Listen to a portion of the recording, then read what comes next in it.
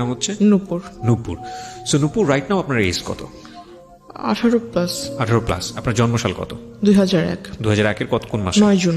9 June. আপনি 18+। জি। So নূপুর, আপনি কি এই জীবন গল্প অনুষ্ঠানটা শুনতেন আগে থেকে বা দেখতেন? আমি প্রথম থেকেই শুনতাম, একদম একদম প্রথম থেকে। আমার 9 বছর ধরে আমি এই ধরনের অনুষ্ঠান আমি করছি। মেবি আমি অত বছর ধরে শুনতে পারিনি, বাট আমি বিগত 2 বছর কি আড়াই বছর, মানে আমি তো এর আগে আরেকটা রেডিওতে করতাম, সেখানেও হয়তো বা শুনতেন, রাইট? নাকি শুধু ঢাকা আমি এফএম? মানে ইউটিউবে যেগুলো প্রচার হয়েছে আমি সবগুলো শুনেছি। ও, দ্যাটস ফাইন, দ্যাটস ফাইন। তো যাই হোক, অনেক বড় একটা ইন্ট্রো হয়ে গেল, আমরা বরং আর দেরি না করি আপনার গল্পটা শুনি। শুরু করুন আপনি। আমার বাবা মা দুজনেই বাক ও শ্রবণ প্রতিবন্ধী, তারা দুজনেই কথা বলতে পারে না। হয়তোবা এটা এই ইস্যুটার কারণে আমার জীবনের এই অবস্থা। ছোটবেলা থেকে আমি ভালোবাসা কি সেটা পাইনি, বাবা মার ভালোবাসা কি, বড় ভাই বোনের ভালোবাসা কি, আমি আসলে। বাক এবং শ্রবণ প্রতিবন্ধী কি তারা জন্ম থেকে ছিলেন নাকি? আমার বাবা জন্মগত ভাবে, কিন্তু আমার মা এসএসসি কমপ্লিট করেছে, তারপর একটা পারিবারিক অনুষ্ঠানে তার টাইফয়েড জ্বর হয়। পারিবারিক অনুষ্ঠানে আপনার রং খেলা হচ্ছিল, গ্রামের বিয়ের ভিতরে যেমনটা হয়। তো ওই রং নাক মুখ দিয়ে গিয়ে খুব খিঁচুনি হয়, তারপর টাইফয়েড জ্বর থেকে আসলে তার জবানটা চলে যায়। তারপর অনেক চেষ্টা করা হয়েছিল ডক্টরের কাছে, মানে ততক্ষণ অবধি খুব দেরি হয়ে যায় এবং রংটা টোটালি ব্রেনের সাথে জমে যায়, যার ফলে আর কোনো তাকে ঠিক করার উপায় ছিল না। ঠিক করার উপায় যদি থাকতো তাও 99% তার মৃত্যুর চান্স ছিল, যার জন্য তাকে এভাবেই মানে রাখা হয়। আমি এখানে একটু বলে নিচ্ছি, ওনার মা আছেন স্টুডিওর বাইরে এবং ওনার গল্পের প্রেক্ষাপটে হয়তো ওনার মা আসবেন এখানে যদি প্রয়োজন হয়। শুধু মা না, ওনার ছোট বোনও আছেন। আপনারা ধৈর্য ধরে পুরো ভিডিওটা দেখবেন এবং একই সাথে পুরো অনুষ্ঠানটা আপনারা শুনবেন প্রিয় শ্রোতা। প্রয়োজন হলে আমরা আমাদেরকে স্টুডিওতে নিব। আমি সরি, মানে খুব খারাপ লাগছে শুনতে। তো এই কারণেই মূলত আপনার বাবার সঙ্গে আপনার মাকে বিয়ে দেওয়া হয়েছে? না, আমার মা খুবই সুন্দরী ছিল। আপনার মাকে দেখে আমি বুঝেছি। উনি টিনেজে আরো সুন্দর ছিল, তার চুলগুলো খুব সুন্দর ছিল। তার জন্য বিএফডিসি থেকে অনেক প্রপোজাল এসেছিল ফিল্মের জন্য, অভিনয় করার জন্য। হ্যাঁ। তো আমার বাবাও ফিল্ম এফডিসিতে কাজ করতো। তো বাবা অ্যাকচুয়ালি, মা ওখানে যেত শুটিং দেখার জন্য যেত, কিন্তু তখনই হয়তো বাবার পছন্দ হয়ে যায়, যেহেতু বাবা কথা বলতে পারতো না, কিন্তু ওনার সাইন ল্যাঙ্গুয়েজটা খুব ভালো ছিল। আচ্ছা আচ্ছা। তো বাবা মাকে দেখে পছন্দ করে ফেলে। এক পর্যায়ে আমার মার পিছু করতে করতে আমার বাড়িতে চলে আসে, সে মানে মুখের উপরে বিয়ের প্রপোজাল দিয়ে ফেলে। কিন্তু এখানে আমার বাবা আসলে এটাকে ভালোবাসা বলে কিনা জানি না, বাবা একটা রং করেছিল, আমার দৃষ্টিতে এটা রং। তার প্রথম বিবাহ হয়েছিল, তার বাবা মা মানে আমার দাদা দাদি ফোর্স করে বিবাহটা করিয়েছিল, যার ফলে সে ওটা তার মানুষ বলে না যে আমাকে জোর করে বিয়ে দেওয়া হয়েছে, বাবা মার ইচ্ছাতে বিয়ে করলাম। তো আমার বাবাও সেটা করেছিল, কিন্তু সেই ওয়াইফের প্রতি আমার বাবার মন থেকে কোনো ভালো লাগা ছিল না, যার ফলে সে ছোটবেলাটা কাটিয়েছে ঢাকাতে। তো আমার আম্মুকে সে খুব পছন্দ করতো, আর ওটাই আমার আম্মুকে বলা যায় যে আমার আম্মুকে মন থেকে সে পছন্দ করে বিয়ে করেছে। এটা আমার ফ্যামিলির কেউ জানতো না। যখন আমি আমার আম্মুর পেটে, তখন মেবি বিষয়টা একটু একটু ফ্লাশ হয় যে আমার বাবা এখানে রেগুলার আসে, হঠাৎ হঠাৎ কোথায় চলে যায়, কোথায় থাকে সে। আস্তে আস্তে যখন আমার জন্ম হয়, তখন আমার আম্মুর বিয়েতে যারা সাক্ষী ছিল বা বাবার ফ্রেন্ড ছিল যারা কথা বলতে পারে না, সেখান থেকে একটা জিনিস লিক হয় যে তার দেশের বাড়িতে ওয়াইফ আছে, তাদের ছেলে মেয়েও আছে। তখন আমার বাবা আসলে এটা টোটালি খোলসা করে সবার কাছে বলে যে আমি আসলে ওকে ভালোবাসতাম, ওকে যদি এটা বলতাম তাহলে তো তাকে বিয়ে করতে পারতাম না। তখন বিষয়টা আসলে ওপেন হয়। তখন আমার মা খুব রাগারাগি করে, এটা স্বাভাবিক, প্রত্যেকটা মহিলাই করবে। মা সুইসাইড করার চেষ্টা করে, তখন বাবা অনেক বুঝায়। তারপর দুই ওয়াইফকেই বাবা ডিসিশন নেয় যে একই সাথে রাখবে, একই ফ্ল্যাট ভাড়া করে একই জায়গায় রাখবে দুজনকে।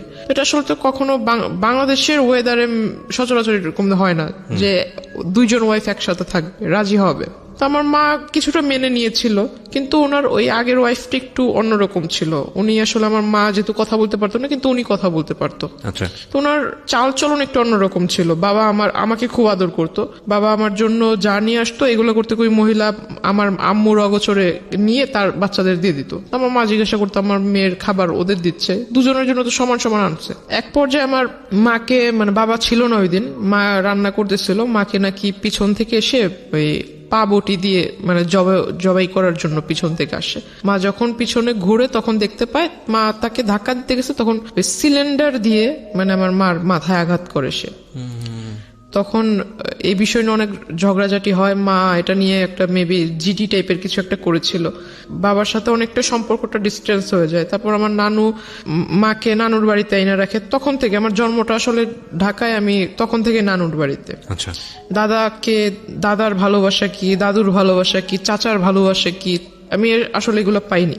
মানুষ বলে না যে কেউ যদি মানুষ হয় দাদার বাড়িতে থাকলেই ভালোভাবে মানুষ হতে পারে, নানা নানির বাসায় থাকলে ওইভাবে মানুষ হওয়া যায় না। আমার সবচাইতে বড় একটা আফসোস হলো যে আমি আমার মাকে কখনো মা বলে রাখতে পারিনি। কেন? কারণ শুনবে কিভাবে সে? আর যতটুকু শুনে ততটুকু হলো যে মা অন্য সবার সাথে সাইন ল্যাঙ্গুয়েজে কথা বলে। আমার যখন খাবারের সময় হয় তখন আমাকে মানে জান্নাত তো বলতে পারে না, তবে নূপুর শব্দটা একটু বোঝা যায় সে যখন বলে। তো নূপুর বলে ডাকে, ওটা আমি বুঝি। আর আমি যদি তাকে যাই বলবো না কেন সে সবই বোঝে। আমি আমার মার বাবার সবার কথা মানে একদম ভালোভাবে বুঝি। আমি যখন অন্যদের দিকে দেখি যে তারা বাবা মাকে কোনো কিছু চাওয়ার হলে, বাবা আমার এটা লাগবে, বাবা ওটা লাগবে, মাকে বলবে কোনো প্রবলেম হলে বাবা মার সাথে শেয়ার করবে, আসলে আমার লাইফে আমি ওগুলার কখনো সুযোগ হয়নি। Just because of language barrier. তাছাড়া আমার যেহেতু আমি বড় ছিলাম, আমার পর আমার 3টা ভাই মারা যায়। ও, কি বলো ওটাকে, ভূমিষ্ঠ মানে হতো? ডেলিভারি টাইমটা হতো, তখনই আমার আম্মুর মানে জ্বর হয়ে যেত, প্রচুর জ্বর হয়ে যেত। জ্বরের ফলে বেবিটা ভিতরে বয়েল হয়ে যেত, মানে একদম মানে যখন ভূমিষ্ঠ হতো তখন ডক্টর আমাকে দেখিয়েছে আমার মার হাই প্রেশার। তো আম্মুকে কখন এটা ডক্টর দেখায়নি, 3টা বাচ্চাই দেখায়নি, আমাকে দেখিয়েছে। আমি কোলে নিয়েছি, যখন হাতে টাচ করেছি চামড়াটা উঠালে এভাবে উপরে উঠতো, ভিতরেই সিদ্ধ হয়ে গিয়েছে। তখন আমার খুব ছোটবেলা থেকে আমার বাবার খুব মানে ছেলের প্রতি খুব আকর্ষণ ছিল যে একটা মেয়ে একটা ছেলে থাকবে। ছোটবেলাটা ওই নানা নানির ভাষায় কাটানো। মার ভূমিকা বাবার ভূমিকা নানা নানি পালন করেছে লেখাপড়া থেকে। মানে আমার এলাকার মানুষ এখনো বলে, যখন আমি খুব রাগারাগি করি বা খুব কষ্ট পাই তখন আমাকে এখনো বলে যে এই এলাকাটাতে কোনো ফ্যামিলিতে এমন কোনো বাচ্চা নেই যার কোনো মানে সম্পূর্ণ চাহিদা কোনো ফ্যামিলি সম্পূর্ণভাবে মানে পালন করেছে বা দিতে পেরেছে। কিন্তু আমার একটা ফ্যামিলি ছিল, মানে নানুর যেহেতু টাকা পয়সা যাই ছিল মোটামুটি খুব ভালোই ছিল, সম্পত্তি যা ছিল এগুলো আমাদের জন্য বিক্রি করে, তার নিজের ছেলের জন্য না করে আমাদের জন্য সে বিক্রি করে আমাদেরকে খাওয়াইছে। এখনো অব্দি মানে আমাদের কোনো কাজ করতে হয় না, বসে বসে খাচ্ছি। মার বিয়ের পর আজ আমার 18+ চলতেছে, প্লাস আমার আম্মু বিয়ের সম্পূর্ণ বয়সটাই তার মার বাসায়। তো আসলে এগুলো তো আসলে খরচের বিষয় আছে, তাই না? এগুলো কয়জনে করে? এগুলো যদি আমি অ্যাভয়েড করি তাহলে এটা আমি আসলে মানুষ বলে গণ্য হব না, যদি এগুলোকে ভুলে যাই। আমার জন্মের পর যেটা বললাম যে আমার বাবার ছেলের প্রতি একটা আকর্ষণ ছিল, আমার মাকে খুব ফোর্স করলো, যেহেতু 3টা ছেলে মারা গেছে, বাবা খুব রাগান্বিত ছিল। আমার পরপর যে বাচ্চাটা মারা যায় সেটার ফলে আমার বাবার একটা সন্দেহ ছিল যে আমার নানি এটা মেরে ফেলেছে। কারণ আমার নানি ভাবতো হয়তো যে আমার মেয়ে এখানে, আবার একটা নাতনি এখানে, আবার একটা বাচ্চা হলে এটার খরচ কে বহন করবে। আমার বাবার একটা ভুল ধারণা ছিল এটা, আমার মনে হয়। বাবা এটা মানে পুলিশ কেস পর্যন্ত গড়িয়ে গিয়েছিল যে আমার শাশুড়ি বাচ্চাটাকে মেরে ফেলেছে, এরকম খুব একটা ঝামেলা হয়। তারপর আমার মা বলে যে এরকম কিছুই না, ওটা একটা দুর্ঘটনা ছিল, অ্যাক্সিডেন্ট। তারপর বাবা খুব ফোর্স করে মাকে পরবর্তী বাচ্চা নেওয়ার জন্য।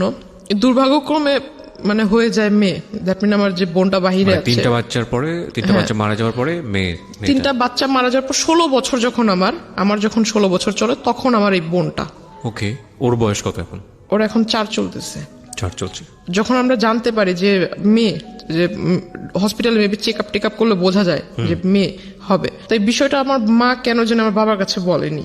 মা হয়তো ভেবেছে এটা বলার পর আমার বাবা নারাজ হবে বা ঝগড়াঝাটি করবে। তো আমি আসলে ওই বিষয়টা বুঝিনি, তখন আমি খুব ছোট। বাচ্চা হলো, আমি খুব খুশি যে আমার 3 ভাই আমি নিজের হাতে দেখেছি তাদের লাশটা।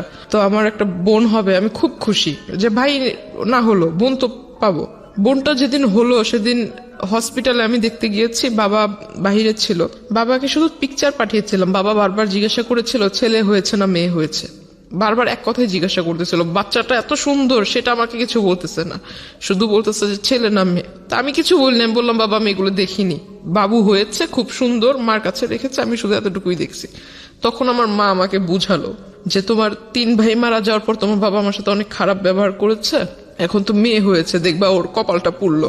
ও যখন মানে যে 1 মাস 2 মাস হয়ে যায় তখন ওর চুল ফেলবে, বাচ্চাদের ফার্স্ট চুলটা ফেলবে, তখন বাচ্চাদের জন্য যে এক প্যাকেট করা থাকে না যে নানান রকম কসমেটিক্স, তো এগুলো মেবি এক্সপায়ারি ডেট মানে ওভার, তো ওই বাবাও খেয়াল করেনি হয়তো যখন কিনে আনছে। ওকে যখন গোসল করানো হয় তখন ওর মাথাটা একদম মেডিসিনের অ্যাফেকশনে ফুলে মাথাটা এত বড় হয়ে গেছিল, একদম লাল লাল হয়ে গেছে, পুরো মাথার ভিতরে কেমন যেন হয়ে গেছিল। ও একটা না 1 সপ্তাহ অসুস্থ ছিল, হসপিটালে আমরা দৌড়াদৌড়ি করছি। তো হঠাৎ করে আমার বাবা দেশে আসে, কিছুদিন পর বাবা দেশে আসে, বাবাকে বললাম যে এই ঘটনা, বাবা কোথায় বাচ্চাকে দেখবে, কোলে নিবে, মানে এগুলো না হয়ে সে ঢুকেই বলতেছে ছেলে হয়েছে না মেয়ে হয়েছে, মাকে জিজ্ঞাসা করতেছে, মা বলতেছে মাথা নিচু করে মেয়ে হয়েছে। বাবা আমার বোনটাকে কোলে নেয়নি। ওনার আগের ঘরে কি কয়জন ছেলে মেয়ে? তার মেবি 2 ছেলে 1 মেয়ে। তারপরই অবস্থা। হ্যাঁ, ওনার যদি এমন হতো যে না একটা ছেলে নাই, প্রথমত এই আচরণটা ছেলে মেয়ের ক্ষেত্রে করাই উচিত না। দ্বিতীয়ত হচ্ছে যে ওনার তো ছেলে আছে, 2টো ছেলে আছে, তারপর এটা যাই হোক আপনি মেয়ে হিসেবে বলছেন, এটা খুব দুঃখজনক, আসলে আর কিছু বলার নেই। তো আমার তারপর বোনকে তো এরকম দেখছি। বড় সমস্যা হলো যে আমি ছোট থেকে একাকিত্ব, মানে নিজেকে সবসময় একা করে রাখতাম। এটা আমার একটা, আমি মনে করি যে আমার একটা সবচেয়ে বড় ভুল। ইভেন আমি যখন স্কুলে পড়ি আমি কারোর সাথে মিশতাম না, আর আমার কাছে কেন যেন মনে হতো যে আমার আব্বু আম্মু তো এরকম, কারোর সাথে ফ্রেন্ডশিপ করলে অবশ্যই বাবা মার একটা টপিকস প্রথমেই আসবে যে বাবা কি করে, মা কি করে। এগুলো শুনলে মানুষ আসলে কোন নজরে আমাকে দেখবে যে ওর বাবা মা কথা বলতে পারে না। আমাদের বর্তমান সমাজের মানুষ যেটাকে বলে বোবা, আর এই জিনিসটা আমার শুনতে খুব খুব খারাপ লাগে, যার জন্য আমি কখনো কারোর সাথে মানে ওইভাবে যদি পরিচয় হয়েও যায়, বাবা মার টপিকস আসলে আমি তার সাথে কথা বলা ক্লোজ করে দিই। তারপর মানে সবার সাথে কথা বলতাম না, একা একা থাকতাম। তো সবাই মনে করতো আমি অনেকটা হিংসুটে বা আমি একটু অন্যরকম, সবার সাথে মিশতে পারি না, আমার ভিতরে জেলাসি কাজ করে। তো আমি আসলে কারো কে আমাকে নিয়ে কি ভাবলো এগুলো আমি কানে দিতাম না। আমার ছোটবেলা থেকেই নামাজের প্রতি একটা আকর্ষণ ছিল, আল্লাহ তাআলার সমস্ত আদেশ নিষেধ এগুলা মেনে চলি ছোট থেকেই। আর আমার ছোটবেলা থেকে কেন জানি ওই যে অ্যারাবিক কালচার যেটা আমার কাছে খুব ভালো লাগে। তো কলেজে উঠলাম, এসএসসির পর যে 3 মাস বন্ধ থাকে, 3 মাসের ভিতরে অনেক ঘোরাঘুরি হয়েছিল, অনেক জায়গায় মানে ঘুরছি। তো হঠাৎ করে একটা বিয়ের প্রপোজাল আসে আমার জন্য। তো ছেলেটা মেবি রাজনীতিতে জড়িত ছিল। তো যখন শুনলাম যে রাজনীতি করে, ঠিক আছে রাজনীতি করে ভালো, বিয়ের পর হয়তো বউকে ভালোভাবে রাখবে, প্রত্যেকটা ফ্যামিলি চায় তার মেয়ে একটা ভালো ভালো ছেলের কাছে বিয়ে হোক। কি করে যেন বাবা খোঁজ নিয়ে দেখে যে ছেলের আসলে মানে ব্যাকগ্রাউন্ড ভালো না, নেশা টেশা করে, তো এজন্য ওটা রিজেক্ট হয়ে যায়।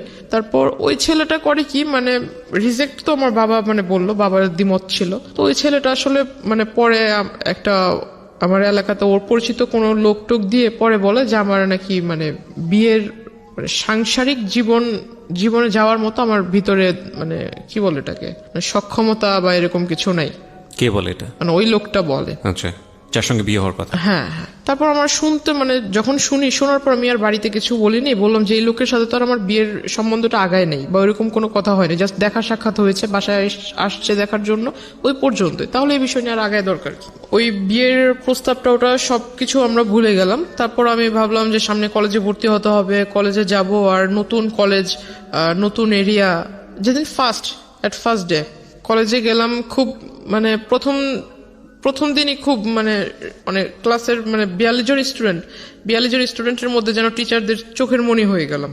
কলেজ স্টার্ট হওয়ার 2.5 থেকে 3 মাসের ভিতরে আমার ফোনের ভিতরে একটা ফোনের মেসেঞ্জারের ভিতরে একটা নক আসে, রিকোয়েস্ট আসে যে ওই কেউকে মানে অ্যাট ফার্স্ট আপনার ফ্রেন্ড রিকোয়েস্ট পাঠায় নেই, কিন্তু মেসেঞ্জারে যে রিকোয়েস্টটা করে, মেসেজের রিকোয়েস্ট সেটা করে। তো আমি আসলে দেখতে পাই মানে আমার একটা রাজনৈতিক যে প্রেক্ষাপটটা, আমার ছোটবেলা থেকে কেন যেন মনে হতো যে আমি বড় হয়ে লেখাপড়া করে ইচ্ছা ছিল যে আমি এগুলো করব। তখন ওই টাইমটাতেই ওই লোকটা আমার প্রোফাইল পিকচারে ছিল, ওই যে পিকচারটা ছিল, সেই পিকচারটা দেখে উনি আমাকে নক দেওয়ার পর সে আমাকে ডিরেক্টলি অ্যাট ফার্স্ট নক দিয়ে আমার নাম্বার চাই। ইভেন সে লিখে যে আপনি যদি আমার দলের ভিতরে আসেন তাহলে আপনাকে দেখে অনেক লোক উপলব্ধ হয়ে, আপনাকে দেখে অনেক লোক, আপনার আশেপাশের অনেক লোক আমার এখানে আসবে। আপনার প্রোফাইল পিকচারের মধ্যে দলীয় কোনো ব্যাপার স্যাপার ছিল? হ্যাঁ হ্যাঁ। ওকে। আর আমি জানতাম না যে প্রোফাইল পিকচার আমার সাথে যিনি ছিল ওনার সাথে আবার ওনার আগে থেকেই পরিচয় আছে। ওটা উনি দেওয়ার পর আপনার প্রোফাইল পিকচারের মধ্যে এমন একজন ব্যক্তি ছিল যার সঙ্গে যিনি আপনাকে নক দিয়েছেন তার পরিচয় ছিল? হ্যাঁ। ওকে। মানে ওনার ওখানে উনি কাজ করতো, যিনি আমাকে নক দিয়েছে। তো উনি আমাকে যখন এই মেসেজ দেয় তখন আমি ভাবলাম যে উনি আমাকে মেসেজ দিয়েছে, আমি ওনাকে চিনি না, উনিও আমাকে চিনে না। এই প্রথম যেহেতু মেসেজ দিয়েছে, মেসেজ দিয়ে আমার নাম্বার চাচ্ছে, প্রথমেই নাম্বার চাচ্ছে, প্লাস বলছে যে আমার দলে আসলে আপনার লাইফটা অনেক ভালো হবে, লাইফটা অনেক ভালোভাবে লিড করতে পারবেন, অনেক বড় পোস্ট পাবেন, দেশে বিদেশে ভ্রমণ করতে পারবেন, আরো অনেক কথা। তো আমি আসলে এই কথা শুনে আমার কাছে মনে অনেকটা মানে টাউট টাইপের মনে হয় যে লোক বাট পারে, মানে আমি তো এখনো পূর্ণ এজে পৌঁছায় নেই, তো আমি কিভাবে রাজনীতি করব। আর আমাকে সে পোস্ট দিবে, আমি পোস্ট মানে আমার একটা সিগনেচারে মানুষ এই দেশ থেকে ওই দেশে চলে যাবে, এটা আবার এমন কোন ক্ষমতা? দুনিয়াতে তো অনেক রাজনীতিবিদ আছে যাদের বয়স অনেক বেশি, একটা নির্দিষ্ট টাইম থাকে না। তো আমিও ওটা মিন করে মানে তার সাথে আর কথা বলিনি, সে আমাকে রিকোয়েস্ট পাঠিয়েছে, তার সাথে কোনো কথা না বলে আমি সাথে সাথে রিকোয়েস্টটা রিমুভ করে দিই। অনেক দিন যায়, সে আবার অন্য একটা আইডি থেকে রিকোয়েস্ট মানে ওইভাবে রিকোয়েস্ট করে সেম কথা বলে, তখন আমি বুঝতে পারি যে অন্য আইডি হলে কি হবে, লেখা তো সেম, নাম্বারটাও সেম, আমি ওটা রিমুভ করে দিই। তারপর সে আমাকে সে একটা কাজ করেছিল যে আমার ফেসবুকের ভিতরে যে পিকচারগুলো আমি আপলোড দিতাম সেগুলো সবকিছু পাবলিক ছিল, পাবলিক থাকলে মেবি লাইক টেক বেশি আসে এরকম কিছু। আমি আসলে বুঝতাম না যে পাবলিক থাকলে, পাবলিক অনলি মি থাকলে পিকচার মেবি দেখতে পারবে না, অনলি মি থাকলে শুধু আপনি দেখতে পারবেন, ফ্রেন্ডস থাকলে আপনার লিস্টে যারা আছে তারা দেখতে পারবে, ফ্রেন্ডস অফ ফ্রেন্ড থাকলে তাদের ফ্রেন্ডরা দেখতে পারবে। প্রোফাইল গার্ডের যে সিস্টেমটা এটা তো মেবি ইনস্ট্যান্ট হয়েছে। তো তখন প্রোফাইল পিকচারে ওরকম লকটক সিস্টেম ছিল না, পিকচারটা সে ডাউনলোড করে রেখেছে, ডাউনলোড করে মেবি ওই যে প্রিন্ট আকারে বের করেছে। তারপর আমার ওখানে ইউনিফর্ম পরা কিছু ছবি ছিল, ইউনিফর্মের সাথে আপনার যে আইডি কার্ডের যে লেসটা হয়, লেসের ভিতরে কলেজের নাম ছিল, সে সমস্ত কিছু ডাউনলোড করে মানে টোটালি অ্যাডভান্স ছিল, কোন পিকচারে মানে কোন ডেটে কোন পিকচার ছেড়েছি, আজকে একটা পিকচার ছেড়েছি, যে কমেন্ট করেছে সে কালকে পিকচার স্টাডি করেছে, হ্যাঁ সমস্ত কিছু সে নোট করেছে, প্লাস স্ক্রিনশট রেখেছে কারা কারা মানে রেগুলার কমেন্ট করে, লাইক করে, প্লাস ওইখানে আপনার লাইক, কমেন্ট এন্ড স্মাইলি দেওয়ার সিস্টেম আছে, লাভ চিহ্নর মেবি একটা রিঅ্যাকশন আছে, ওইরকম কারা কারা দেয়, হ্যাঁ সমস্ত কিছু। সে একটা মানে তার একটা অস্বভাব ছিল কি সবকিছু লিখে, মানে কাগজ কলম তার কাছে মানে সবকিছু লেখার ভিতরে সে এক্সপার্ট ছিল। তো এরকম নোট করে রাখে, ছবি টবি প্রিন্ট করে রাখে, যা যা ছবি ছিল সমস্ত ছবি সে ডাউনলোড করে। তারপর যে কলেজের ছবিটা ছিল সেই ছবিটা নিয়ে আমার কলেজে যায়, কলেজ যাওয়ার পর এটা খুঁজে, কলেজের ওইখানে আমাদের সিস্টেম ছিল যে বাহিরের কেউ আসতে পারবে না, প্লাস কোনো গার্ডিয়ান ভিতরে আসতে পারবে না, গার্ডিয়ান যদি আসে তাহলে গেটের বাইরে থাকতে হবে, টাইম হয়ে যাবে ছুটির তখন নিয়ে যাবে। তো সে করতো কি যে কলেজ গেটের এখানে যারা পাহারাদার থাকতো, আনসার টাইপের কিছু লোক ছিল, তো এদেরকে পিকচার দেখাতো। এখন স্টুডেন্ট অনেক, কয়জন রে ওই দারোয়ানরা মনে রাখবে, তো এটা আসলে পসিবল হয় না। সে করতো কি রোডের ওই পার অপোজিটে ছিল আপনার ছোট একটা ক্যাফে শপ, সেখানে মানে আমি কখন আসলে যেতাম না, তো ওইখানে এসে মানে ভিতরে গ্লাস সিস্টেম ছিল, ভিতরে বসে বাইরে দেখা যাবে কিন্তু বাইরে থেকে কেউ বুঝতে পারবে না যে ভিতরে কেউ আছে কিনা, এমন সিস্টেম ছিল। তো সে ভিতর থেকে আমাকে ফলো করতো, ইভেন সে দারোয়ানকে আর ওই ক্যাফের ওই যারা সার্ভিস করে, সার্ভ টার্ভ করে, ওয়েটার, এদেরকে মানে টাকা দিয়ে রেখেছিল। যে এটা তো আপনি একদম পরে গিয়ে জেনেছেন, ইনিশিয়ালি তো আপনি এগুলো জানতে পারেননি, যখন তার সঙ্গে আপনার পরিচয় হয়েছে বা সামথিং, আমি গেস করছি যে কিছু একটা হয়েছে, ইনিশিয়ালি আপনাকে নক করলো কিভাবে সেদিকে একটু জান প্লিজ। হ্যাঁ, তো মানে তার সাথে আমার কিভাবে পরিচয় হয় এটা সেই জায়গাটাই জান। আচ্ছা, তারপরে কি তো আপনি জানতে পেরেছেন তখন আমি ফলো করি, মানে সে যে দোকানে বসে থাকতো তখন আমি এটা ফলো করছি বেশ কয়েকদিন, কারণ যে তার প্রথম আইডি থেকে যখন আমাকে নক করে সেখানে পিকচার ছিল পাসপোর্ট সাইজ, মানে সে আরো মেবি আরো 10 বছর আগে পিকচার তুলেছিল সেই পাসপোর্ট সাইজের ছবি, কিন্তু সে বর্তমানে যেরকম দেখতে এমন কোনো পিকচার ছিল না। আর তার প্রোফাইলে যেহেতু তার সাথে আমার ফেসবুক ফ্রেন্ডশিপ ছিল না, তো তার ওইখানে ঢুকে জাস্ট তার অতীতের যে কিছু কিছু পোস্ট সেটা দেখতে পাচ্ছিলাম, রিসেন্টলি যে পোস্টগুলো আপলোড করেছে এগুলো দেখার কোনো সুযোগ ছিল না আমার জন্য। পিকচারে যেটা দেখেছিলাম প্রোফাইল পিকচারে কিছু কিছু আইডিয়া ছিল, যদি আমি তার ওই ড্রেস আপ বাদ দিয়ে শুধু ফেসটার দিকে ফোকাস করি, গুগলস বাদ দিয়ে যদি ফেসটাকে দেখি তো কিছুটা মিল পাচ্ছিলাম। এই লোক আমাকে নক করেছিল, আর এই লোকটাই প্রতিদিন এভাবে এই জায়গায় দাঁড়িয়ে থাকে, এভাবে আমার দিকে তাকিয়ে থাকে, অনেক মেয়েই তো আছে, সে আমাকে দেখে দেখে মুস্কি হাসির মানে কি, তাই না? এটা কিছু কিছু তো বুঝতে পারি। তাকে ওটা দেখলাম, অনেকদিন লক্ষ্য করলাম, হঠাৎ একদিন সে আমাকে ডাকে, আমাকে আমার নাম ধরেই ডাকে, প্রোফাইলে যে নাম ছিল সে নাম ধরে ডাকে, তখন আমি মানে একদম শিওর যে এই লোককে তো এতদিন আমি সন্দেহ করছিলাম, আসলে সে আমার জন্য এখানে আসছে, এটা তখন বুঝতে পারলাম। তারপর ওই দিন আর তাকে রেসপন্স দেইনি। কিন্তু ইন দ্য মিন টাইম নিশ্চয়ই আপনার ওই লোকটার সঙ্গে কোনো কথোপকথন হয়েছে না, যে কারণে সেখানে আসছে, নাকি শুধুমাত্র না হাই না, হ্যালো? সে ওই ছবি দেখে, হাই হ্যালো ছবি দেখি সে আপনাকে ফলো করছে? মানে সে তো আমাকে নক করেছে ফেসবুকে অনেকবার, কিন্তু আমি তাকে রেসপন্স দেইনি। আচ্ছা, সে ওই পিকচার দেখি মানে কনফার্ম হওয়ার জন্য এখানে আসছে। ওকে। প্লাস সে করেছে কি, যে কয়দিন আমার সাথে মানে প্রথম দিকে আমার সাথে যখন কথা বলার চান্সটা হয়নি, সে করেছে কি আমার সাথে যাদের পিকচার ছিল আপলোড করেছিলাম, যারা সেকেন্ড ইয়ারের স্টুডেন্ট ছিল, এদের সাথে একটা ভালো কম্বিনেশন করে ফেলেছে। কিভাবে কম্বিনেশন করেছে, সে পরিচয় দিয়েছে সে আমার দাদু, আপন দাদু। আমার বাবা মা দেশের বাহিরে থাকে। আর আমি যেটা করেছিলাম, আপনাকে প্রথমে বলেছিলাম যে আমার অ্যারাবিক কালচারের প্রতি একটা মানে কি বলে এটা, ঝোঁক ছিল, ভালোবাসা ছিল। হ্যাঁ, মানে ওটা আমি মেনটেন করতাম আর কি। তো আমি করেছিলাম যে যারা, তখন আমি আসলে বুঝতাম না, আইডিটা যেহেতু আমার ক্লাস 8 থেকে শুরু, তো আমি আসলে বুঝতাম না। আমি অনেকেরই দেখেছি যে ফেক আইডি তৈরি করে, তখন বুঝতাম না ফেক আইডি কি। অনেকে অনেক রকম ডিটেলস দেয় যে আমি থাকি এখানে কিন্তু অ্যাড্রেস দেয় অন্য জায়গা। তা আমি যেহেতু অ্যারাবিক কান্ট্রি লাইক করতাম, তা আমি করেছিলাম কি যে ইউনাইটেড মানে আপনার দুবাইয়ের একটা অ্যাড্রেস দিয়েছিলাম, স্কুলও ওইখানকার দিয়েছিলাম। তো আমি মানে আরবিতেও ভালো, ইংরেজিতে মোটামুটি ভালো, বাংলায়ও ভালো। তো আমার মানে এটা দিয়ে কে এটা দেখতে আসবে, আমার ধারণা ছিল এরকম। আর আইডিটাও খুলে দিয়ে ছিল আমার এক ভাগিনা। তো আসলে পাসওয়ার্ড টাসওয়ার্ড সব ও জানতো, এগুলোর প্রতি এটা যে আসলে ইম্পর্টেন্ট এটা আর আমার মাথায় ছিল না। সে ওই জিনিসটা আসলে নোটিস করেছে যে আমি দুবাইয়ের নাগরিক, আমার বাবা মা ওখানে থাকে, সেও এটা পরিচয়।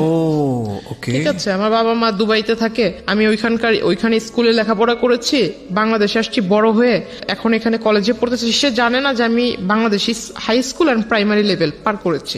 সে মনে করছে আমি দুবাইতে লেখাপড়া করেছি, দুবাইয়ের নাগরিক, সিটিজেনশিপ আছে, তার ফিলিংস ছিল এরকমটা। তো সে করে কি, সেকেন্ড ইয়ারের যে মেয়েরা ছিল তাদের সবার কাছ থেকেই মানে সে ডিটেলস নেয় যে আমি আসলে কোন টাইমে কলেজে আসি, আমার সাথে আসলে কারো অ্যাফেয়ার আছে কিনা, আমি যখন কলেজে আসি কোনো ছেলে টেলে আমাকে আগায় দিতে আসে কিনা, এভরিথিং ডিটেল সে নেয়। প্লাস আমার কোনো গার্ডিয়ান কোনোদিন কলেজে এসেছে কিনা। তখন দুই একজন মেয়ে বলে যে হ্যাঁ ওর সাথে তো একজন মহিলা এসেছিল, দ্যাট মিন আমার মার কথা, একজন মহিলা এসেছিল, সাথে বেবি ছিল। তো ওই লোক বলছে যে ওর মানে কোন মহিলা এসেছিল আইডিয়া আছে কিনা।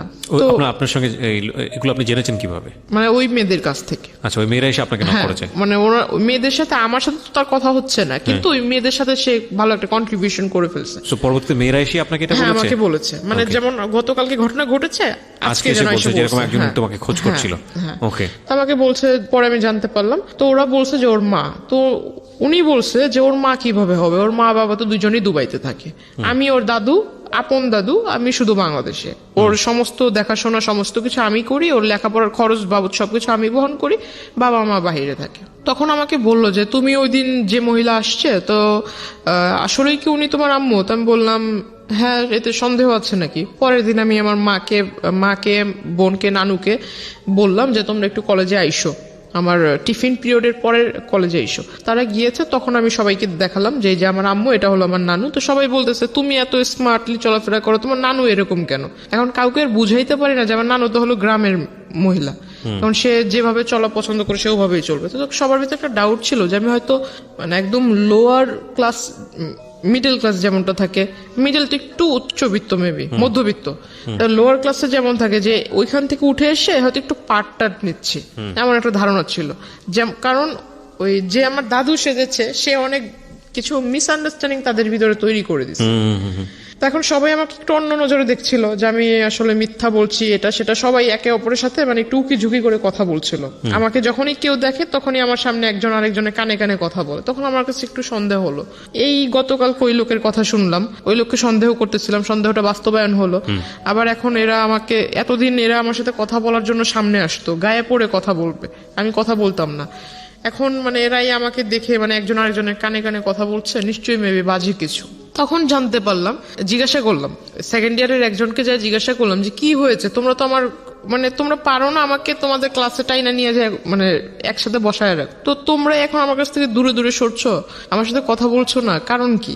তখন আমাকে তাদের ফোন বের করে দেখালো, এই যে দেখো।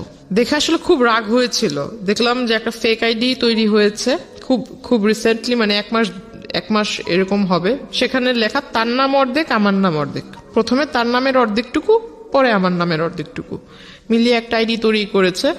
এখন একটা পিকচার যে কিছু কিছু সহজ যেগুলো বোঝার উপায়, যে আপনার সফটওয়্যার আছে যে কলেজ মেকার বলে, বা কোলাজ photo- মেকার, কোলাজ হ্যাঁ, মেকার, যাই হোক, ওই পিকচার মানে এই পাশে একটা ছবি বসানো, এই পাশে একটা ছবি, কোলাজ তো করে, দেখাই হ্যাঁ। যাচ্ছে, বুঝতেই পারতেছি যে এখানে একটা বসাইছে, এই জায়গায় একটা এডিট করা হয়েছে। তো আসলে এটা ওরা সেকেন্ডারি স্টুডেন্ট, ওদের মাথায় কেন ঢোকে নেই আমি জানি না।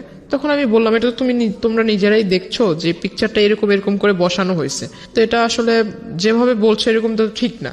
আর তোমরাই বলতেছো ওই লোক তোমাদের কাছে পরিচয় দিচ্ছে আমার দাদু, তারপরে এখানে লেখা যে হাজবেন্ড ওয়াইফ, তাহলে তোমরা এটা কিভাবে মানছো? ওইখানে লেখা ছিল হাজবেন্ড ওয়াইফ। হ্যাঁ, হাজবেন্ড ওয়াইফ, তার সাথে আমার অনেক আগের থেকে রিলেশন, সে আমাকে বিয়ে করবে, বিয়ে করে নাই, বিয়ে করবে, কিন্তু হাজবেন্ড ওয়াইফ, ওই যে Engaged, আচ্ছা। এঙ্গেজ করলে মানুষ বলে না যে অলরেডি বিয়ে হয়ে গেছে, এরকম টাইপের, যে কাবিন টাবিন করে যখন আংটি পরালে মেবি, এরকম কিছু একটা ইন রিলেশনশিপ রেখা ছিল এরকম।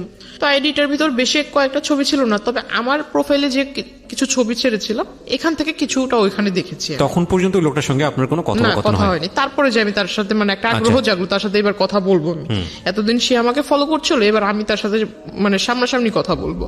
তখন আমি তার আইডিতে নক দেই। আইডিতে নক দেওয়ার ফলে সে আমাকে ডিরেক্টলি বলে যে আমি আইডিতে মেসেঞ্জারে কথা বলবো না, নাম্বার দেন, নাম্বারে ফোনে কথা বলবো। আমি বললাম, এখন তো আমার মানে জানতে হবে সে যে এই কাজটা করলো, এত বড় একটা সমস্যা তৈরি করলো আমার জন্য, এটা মাত্র আমার কলেজের স্টুডেন্ট মানে ক্লাসমেট বা সিনিয়র স্টুডেন্টও দেখেছে, এটা যখন আমার বাড়ি পর্যন্ত যাবে, আল্লাহ না করুক যদি এটা জেনে যায়, তখন আমার কি হবে? কলেজ তো এখানে শেষ, আমার বাবা মা এই অবস্থা। তখন আমি তার সাথে মানে যোগাযোগ করার চেষ্টা করি নিজ থেকে। তখন তাকে নাম্বার দিই, নাম্বার দেওয়ার পর সে কথা বলে, সে আমাকে বলল যে আমি আপনার সাথে দেখা করব। তাই আমি বললাম, দেখা তো আমিও আপনার সাথে করব, আমার মানে আপনি আমার দাদু হন এটা আমি জানতে পারলাম। বলতেছে কার কাছ থেকে জানলেন? তো আমি বললাম, এত কিছু আপনার জানার দরকার নেই, আপনি আমার দাদু হন আমি জেনেছি, কেমন দাদু হন আমি দেখবো। আর আপনি বলেছেন যে আপনি আমার দাদু হন, আবার আপনি আমার হাজবেন্ড হন, কোন দিক থেকে আপনার সাথে আমার সম্পর্ক হয়েছে? আমি এটা একটু কথা বলবো আপনার সাথে, যদি পারেন তাহলে আসবেন। অন্যান্য দিন দেখেছি কলেজের বাইরে ওয়েট করেন, যেখানে ওয়েট করেন ঠিক সেখানেই থাকবেন, আমি আপনার সাথে মিট করব। সে আসে, সে ভিতর আপনার যে ছোট ছোট রেস্টুরেন্ট টাইপের কিছু একটা আছে, ওখানে বসে মানে ফোনের উপর একদম খুব বেশি বেশি ফাপড় মারছিল ফোন করে, এই এত লক্ষ টাকার ফার্নিচার সেট করো, ওটা করো, এটা করো, গাড়ি পাঠায় দাও, এটা সেটা। শেষমেশ অনেকক্ষণ ফোনে কথা বলার পরে দেখলাম যে হঠাৎ একটা কল আসলো, তখন বুঝলাম যে তখন সে শুধুই মানে ফাপড় মারতেছিল, কাউকে কল টল কিছুই দেয় নাই, কানে ফোন নিয়ে শুধু বলতেছিল। হঠাৎ একটা কল আসছে, তখন কল রিসিভ করে কথা বললো। আমার খুব হাসি পাচ্ছিল তখন। তো আমি আর তখন কিছু বলিনি তাকে ডিরেক্টলি জিজ্ঞাসা করলাম, তার কথা বলা শেষ হলো, তাকে জিজ্ঞাসা করলাম যে আপনি কি ফেসবুক ইউজ করেন? আদৌ? বলতেছে হ্যাঁ, করবো না কেন, আমার আইডি এই যে এটা। তো আমি বললাম, আপনি কি সাথে মানে যেটা দিয়ে ফেসবুক ইউজ করেন সেই ডিভাইসটাকে নিয়ে এসেছেন? তো এত বড় একটা ট্যাব বের করছে। তা আমি বললাম যে ট্যাব কেন? ট্যাব তো বাচ্চারা ইউজ করে, ট্যাব আপনি ইউজ করেন কেন? কি আমি চোখে সমস্যা, চোখে দেখি না, বুঝি না, ট্যাব মানে ইউজ করি আমি, ফোন বুঝি না। আমি বললাম ভালো। বলতেছে যে আমার বাসায় আইফোন, আইপ্যাড পড়ে আছে, ম্যাকবুক পড়ে আছে, আমি ওগুলো বুঝি না, কিন্তু এই ট্যাব বুঝি। আমি বললাম ভালো, একটু বের করেন আপনার প্রোফাইলটা, আমি দেখবো। তার কাছ থেকে ফোন নিয়ে সে মনে করছে আমি শুধু তারটা চেক করব, তার মানে যে মিছিল টিসিল করছে এগুলোর ছবি টবি দিয়ে ভরা, সে ভাবছে যে আমি ওগুলো দেখবো। দেখার পর দেখলাম বাপরে বাপ, সে তো আমার এই কাহিনী বাদ দিই, এর আগে অনেক মেয়ের ছবি টবি দিয়ে এগুলা করেছে। আমি আর ওগুলো দেখিনি, জাস্ট আমার ছবি দিয়ে যেটা করেছে সে ওটার ভিতরে ঢুকার পর ওটা দেখলাম। দেখার পর সাথে সাথে আমি ওইটার ভিতরে আপনার লগ আউটে ঢুকে, ওখানে লগ আউট করার আগে করেছি যে আইডি ডিঅ্যাক্টিভ করে দেয় না, সে তো বুঝবে না, সে বোঝে কিনা সেটা আমি জানতাম না যে আদৌ সেইগুলো এই সম্বন্ধে আইডিয়া আছে কিনা। লগ আউট করার আগে ডিঅ্যাক্টিভ করেছিলাম মেবি, তারপর আমি ওইটা এখান থেকে কেটে দিই। এখানে একটু বলে রাখি, ডিঅ্যাক্টিভ করলেও এটা কাজ করবে, আপনি যখন পরবর্তীতে আবার ঢুকবে তখন ওটা অটোমেটিক্যালি অ্যাক্টিভ হয়ে যাবে। ডিঅ্যাক্টিভ আইডি ডিঅ্যাক্টিভ হলে যে সেটা পার্মানেন্টলি ডিলিট হয় বিষয়টা এরকম না, পার্মানেন্টলি ডিলিট আলাদা একটা অপশন আছে। হ্যাঁ, সো আইডি ডিঅ্যাক্টিভ করা মানে হচ্ছে আইডিটা অ্যাক্টিভ না। ওই দিন যে করে দিয়েছে তারপর আর ওই আইডি সে চালায়নি। আচ্ছা, fine, it's very interesting. But ID deactive করলে আইডিটা ডিঅ্যাক্টিভ হয় না, ওইটা আলটিমেটলি একটা রিজিউম হয়ে থাকে, আপনি যখনই আবার আইডিতে ঢুকবেন সঙ্গে সঙ্গে ওটা অ্যাক্টিভ হয়ে যায়।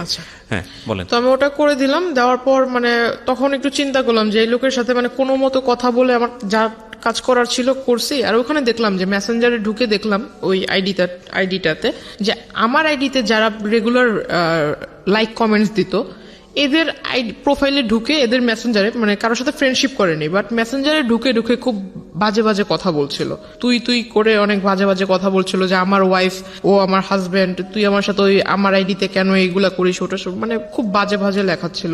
তার ওখান থেকে বের হওয়াটাই আমার জন্য ইম্পর্টেন্ট ছিল, তো আমি তার সাথে ওটা তো করে দিছি, কাজ শেষ। তার ট্যাব তার হাতে দিয়ে দিলাম। তারপর সে আমাকে বলতেছে যে আপনার বাবা মা কেমন আছে, আপনার বোন দেখলাম খুব সুন্দর, তারপর বললো যে বিয়ে শাদীর মানে কাউকে পছন্দ টছন্দ করেন কিনা এটা সেটা।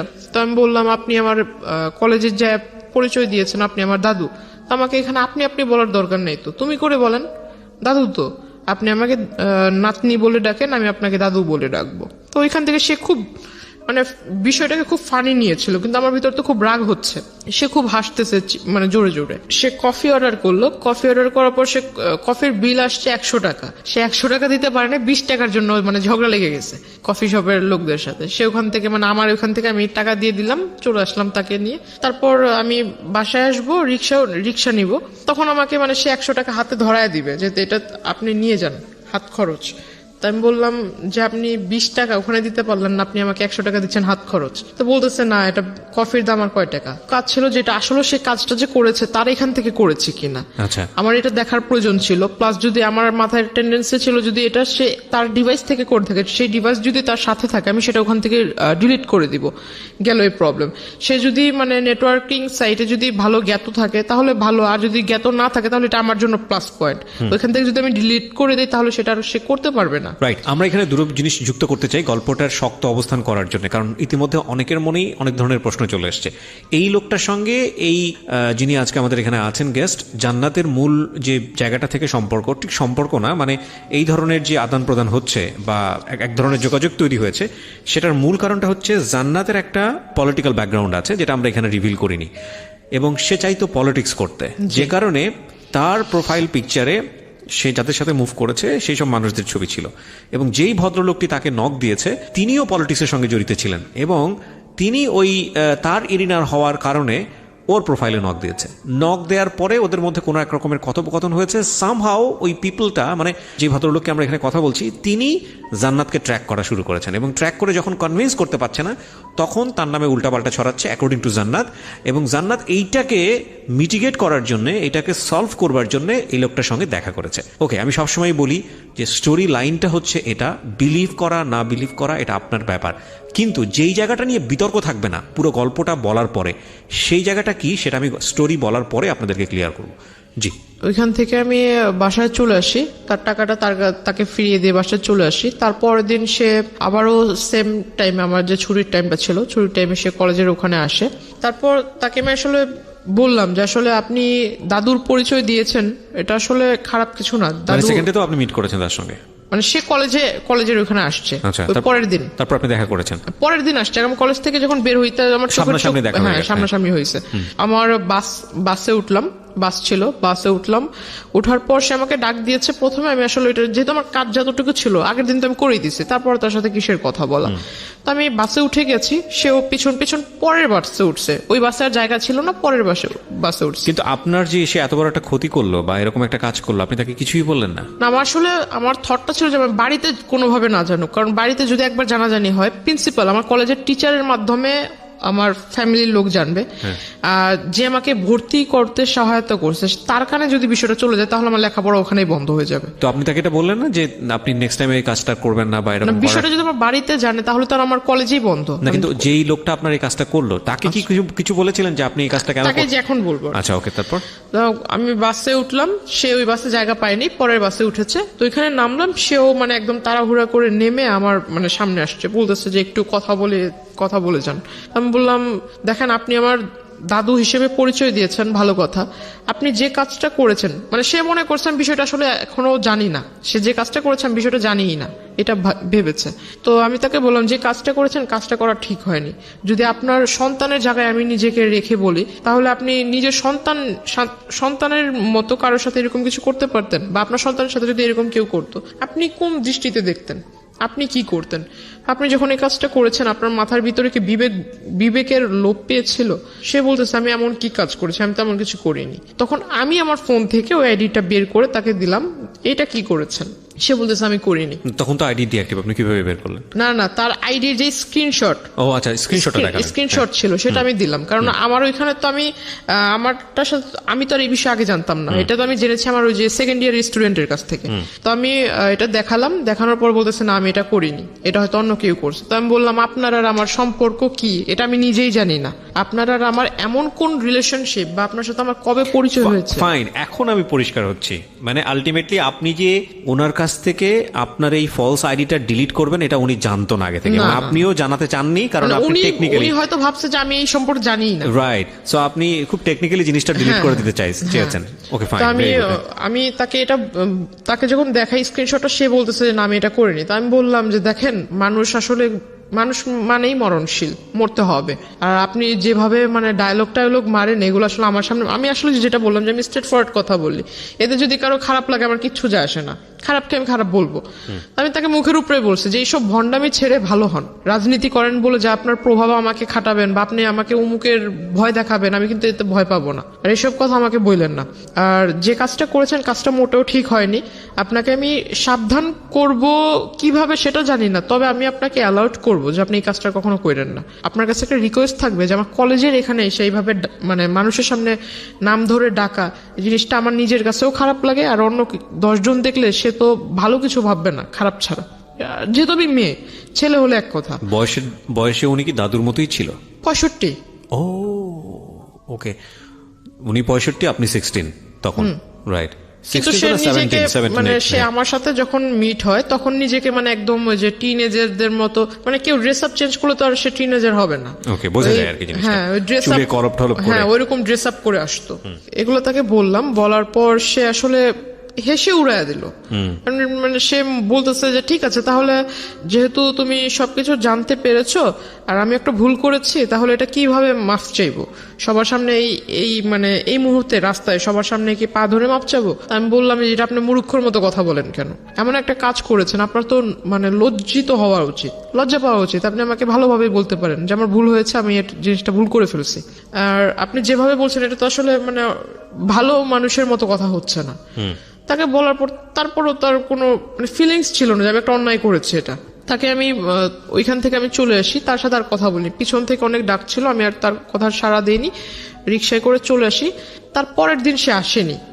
ওই দিন আমার কিছু মানে ক্লাসমেট ওরা আবার ওই যে আসার সময় আপনার ওইখানে স্ট্রিট হকাররা বসতো, আবার স্ট্রিট ফুড টুটও ভালো ছিল। তো ওরা করতো কি, ওইখানে একটা ঢালে এসে খাবার খেত, আইসক্রিম টেসক্রিম এগুলো সবাই আড্ডা দিত। তো আমাকে বলতেছে যে ঠিক আছে চলো, আজকে তোমার সাথে তো আমাদের ওইভাবে পরিচয় হয়নি বা ওইভাবে কথা টথা হয়নি কখনো, আমাদের সাথে চলো একটু, আধা ঘন্টা লেট হলে কিছু হবে না। তা আমার বাড়ি থেকে একটা ছিল, যখন কলেজ ছুটি হয়ে যাবে তার আধা ঘন্টার ভিতরে বাড়িতে থাকতে হবে।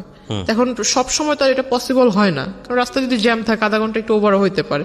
একটু ওভার হইলে আমার বাসা থেকে আবার একটু রাগারাগি করতো, অন্য কিছু ভাবতো। তো আসলে পরে আমি ওই দিন একটু দেরি হয়ে গেছিল, ওই দিন 2টার মতো বেজে যায়। তারপর আমি বাসা থেকে ওইখান থেকে রিক্সা নিয়ে চলে আসি, বাসায় চলে আসি। বাসা থেকে জিজ্ঞাসা করলো, পরে বললাম এই কাহিনী। তখন অবধি শুধু, যেহেতু আমি ছোটবেলা থেকে সবকিছু আম্মুর সাথে মানে যে সাইন ল্যাঙ্গুয়েজে আমার কোনো কিছু যেটা করতে যাব বা কোনো কিছু করার একটা স্টেপ নিয়েছি আম্মুর সাথে শেয়ার করতাম, কারণ আমি জানি যে আমার আম্মু আমি যা বলবো সেটা শুধু ভালো হলে আমাকে একটা ভালো সাজেশন দিবে, খারাপ হলেও বুঝাবে, কিন্তু কারোর সাথে এটা লিক করবে না। ওকে। তো বাবার সাথে আমার সম্পর্ক ভালো, কিন্তু বাবার সাথে শেয়ার করার সাহস ছিল না। মার সাথেই করতাম। তো মাকে আমি অলরেডি বলে দিছি বিষয়টা, ছবি টবিও দেখালাম যে মা এই লোকে এই ঘটনাগুলো করছে।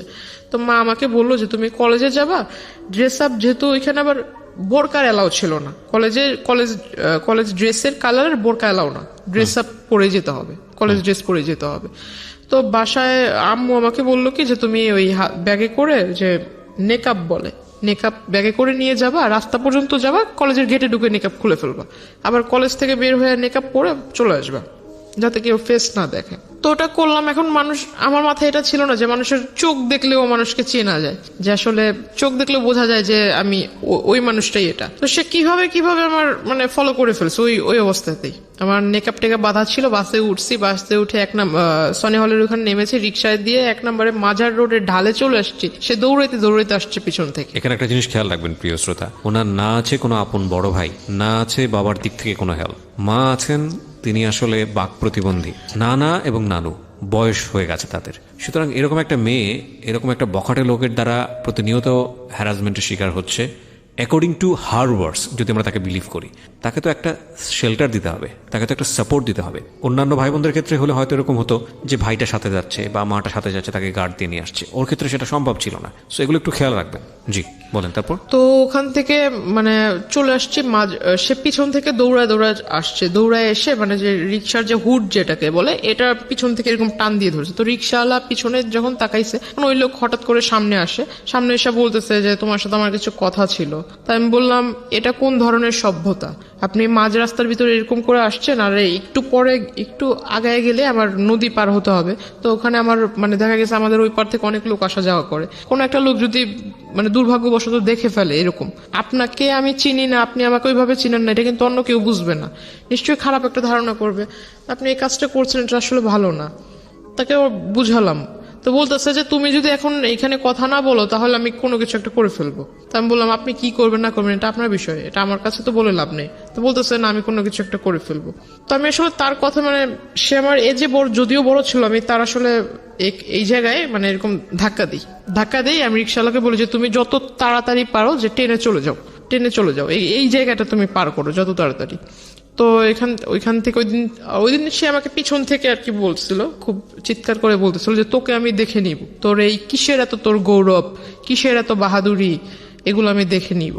প্রিয় শ্রোতা, এখানে একটা বিষয় আপনাদেরকে পরিষ্কার করতে চাই, বা জান্নাতের আজকের এই জীবনের জন্য জান্নাতের ভাষ্য অনুযায়ী যে ব্যক্তিটি দায়ী, আমরা তার নাম পরিচয় এখানে উপস্থাপন করছি না, যেহেতু এটা ইনভেস্টিগেটেড শো না।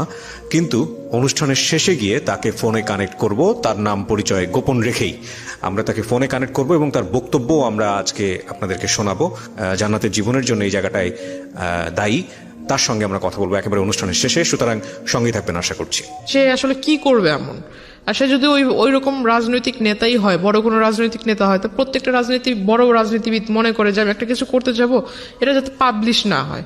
তার রাজনৈতিক ক্যারিয়ার আছে। তো এই লোক যদি অত বড় নেতাই হয় তাহলে সেই রাস্তার ভিতরে এগুলো করবে কেন? দ্য পয়েন্ট ইজ দ্যাট আপনারও তো রাজনীতির ব্যাকগ্রাউন্ড ছিল, এবং আপনার সম্পর্কে আমি যতটুকু জানি তাতে আপনার যে আত্মীয় স্বজন তারাও মোটামুটি হাই অফিসিয়ালস। তো আপনি কেন তখন একটা স্টেপ নিচ্ছিলেন না? যেহেতু আপনি যে রাজনীতি করতে চান, যে দলের রাজনীতি করতে চান, সেই দলেরই রাজনৈতিক পরিচয় উনি দিচ্ছেন। তো আপনি তখন কেন একটা স্টেপ নিচ্ছিলেন না? কারণ এটা তো এক্সিট লেভেলে চলে যাচ্ছে। আমি জিনিসটা আসলে হাইড করে রাখতে চাচ্ছিলাম। সামহাও এটা হলে আপনার লেখাপড়া বন্ধ হয়ে যাবে। কারণ আমার 2 মাস পর পরীক্ষা, ফার্স্ট সেমিস্টার। রাইট। আমি আসলে কোনো মতো মানে ওনার কাছ থেকে পিছু ছাড়াতে চাচ্ছি। ততদিনে এই ভদ্রলোকটা কি আপনার উইকনেস গুলো বুঝে গেছে যে আপনি এটা হাইড করতে? আগে থেকেই নোট করেছে। ইভেন আমি ওই দিন যেটা জানতে পারলাম, আমি যখন তার এখানে ধাক্কা দেই, তার শোল্ডারে যখন ধাক্কা দেই, সে আমাকে যে পিছন থেকে যে বলেছিল, আমি তো এই জিনিসটা ইগনোর করেছি। কিন্তু সেই দিন বিকেল বেলা সে করেছিল কি, আমাদের যে নদীর ঘাট যেটা, ওইখানে মানে নৌকাওয়ালা গুলা হলো একদম পার্মানেন্ট নৌকাওয়ালা, এরা চেঞ্জ হবে না, সবসময় এরাই ওখানে নৌকার পারাপার করে। তো ওই পর্যন্ত গিয়ে প্রত্যেকটা নৌকাওয়ালার কাছ থেকে মানে জিজ্ঞাসা করেছে। তো ওদের কাছ থেকে আমার ইনফরমেশন নেয়, আমার বাড়ি কোথায়, আমার বাড়িতে কে কে আছে, আমার বাবার বাড়ি কোথায়, মার বাড়ি কোথায়, এই হাবিজাবি সমস্ত কথা সে কালেক্ট করে। প্লাস আমার ছোটবেলা থেকে মানে আমি ছোটবেলায় কি করতাম না করতাম সমস্ত কথা সে এগুলা কালেক্ট করে। অনেকদিন মানে প্রায় 1 মাসের মতো আর তার মানে ওইখানে আমি কি বলো এটাকে, মানে সে আর ওইখানে আসেনি। তার মানে আমার কাছে খুব ভালোই মনে হচ্ছিল যে মানে এতদিন পর আমি একটা খুব মানে এখন ভালোভাবে যাতায়াত করতে পারবো, কোনো প্রবলেম নেই। তখন আমি মেকআপটা ইউজ করা বাদ দিয়ে দিলাম, যেহেতু আসছে না, হয়তো সে আসবেই না, ওইরকম একটা ধারণা ছিল। তো আমি খুব তখন থেকে আসলে যে 2-1টা মেয়ের সাথে আর কি মিশতে শুরু করলাম, ক্লাসমেট। আমি মানে তাদের সাথেই মিশতাম যারা দেখতাম যে একটু মানে ফ্যামিলি দিক থেকে একটু মানে একটু লো টাইপের, বা আমাকে নিয়ে কেউ তুচ্ছতাচ্ছিল্য না। হ্যাঁ মানে আমাকে যে বুঝবে আর কি। আমি তার সাথে 2টা কথা বললে সে ওটা লিক করবে না, সে মানে আমাকে 2টা সাজেশন দিবে বা আমার সাথে একটু ভালোভাবে ব্যবহার করবে। হঠাৎ করে জানতে পারি যে আমার সাথে যারা কথা বলে এই তাদের সাথে মানে মানে কি বলো ওটাকে, মানে ওদেরকে ওই লোক শিখায় দেয় যে এই প্রশ্ন করবা ওকে, আর ওরা এসে আমাকে সেই প্রশ্নগুলো করে, আমার কাছ থেকে যে উত্তরগুলা ওরা জানতে পারে সেই উত্তরটা আবার ওই লোকের কাছে লিক করে দেয়। আসলে এটা আমার জন্য ব্যাড লাক ছিল কিনা জানি না, ভালোভাবে পরীক্ষা কেটে গেল। তো আমার মানে সবচেয়ে খারাপ লেগেছিল যে পরীক্ষার রেজাল্ট গুলো খুব খারাপ হয়েছিল। মানে পাস মার্ক যতটা ছিল পাস মার্ক উঠেছে, বাট নাম্বারটা ওইরকম মানে মন মতো হয়নি। ওকে, তো তখন আসলে বাড়ির মা খুব বলল যে কেন এরকম হয়েছে। আমার নানা নানু তো এরকম শিক্ষিত না, তবে মানে তারা ওই মানে পাশ করেছে, ভালো নাম্বারে পাশ করেছে এটা শুনলেই মানে এনাফ। ওকে, কত নাম্বারে পাশ করেছে এটা তাদের দেখার বিষয় না। তো জিজ্ঞাসা করলো যে রেজাল্ট কি, তাই আমি বললাম যে পাশ তো করেছি। তারপর আর কিছু জিজ্ঞেস করে না। তো মা আমাকে বললো, বাবা বললো যে নাম্বার এত কম কেন। এখন পুরোপুরি বলতে পারছি না যে এই ঘটনার ভিতরে আসলে লেখাপড়ার ভিতরে মনটা ওইভাবে যায়নি। তখন করতাম কি, আমি প্রতিনিয়ত নেটওয়ার্কিং সাইটটাতে আমার সাথে যারা অ্যাড ছিল কলেজেতে, কলেজে যেসব মেয়েরা অ্যাড ছিল তাদের ওইখানে মানে রেগুলার চেক করতাম যে আদৌ আবার নতুন করে কোনো আইডি তৈরি হয়েছে কিনা, আবার এরকম কোনো অপপ্রচার হচ্ছে কিনা, এই বিষয়টাতে খেয়াল করতাম। তখন দেখলাম যে না, এরকম হচ্ছে না। তখন আস্তে আস্তে পড়ালেখার ভিতরে একটু মন দিচ্ছি। পরীক্ষার রেজাল্ট হলো তার 2 মাস পর হঠাৎ আমার বাস স্টপে ওই কলেজ টাইমে যে টাইমটাতে আমি সেই টাইমটাতে সে ওখানে আসে।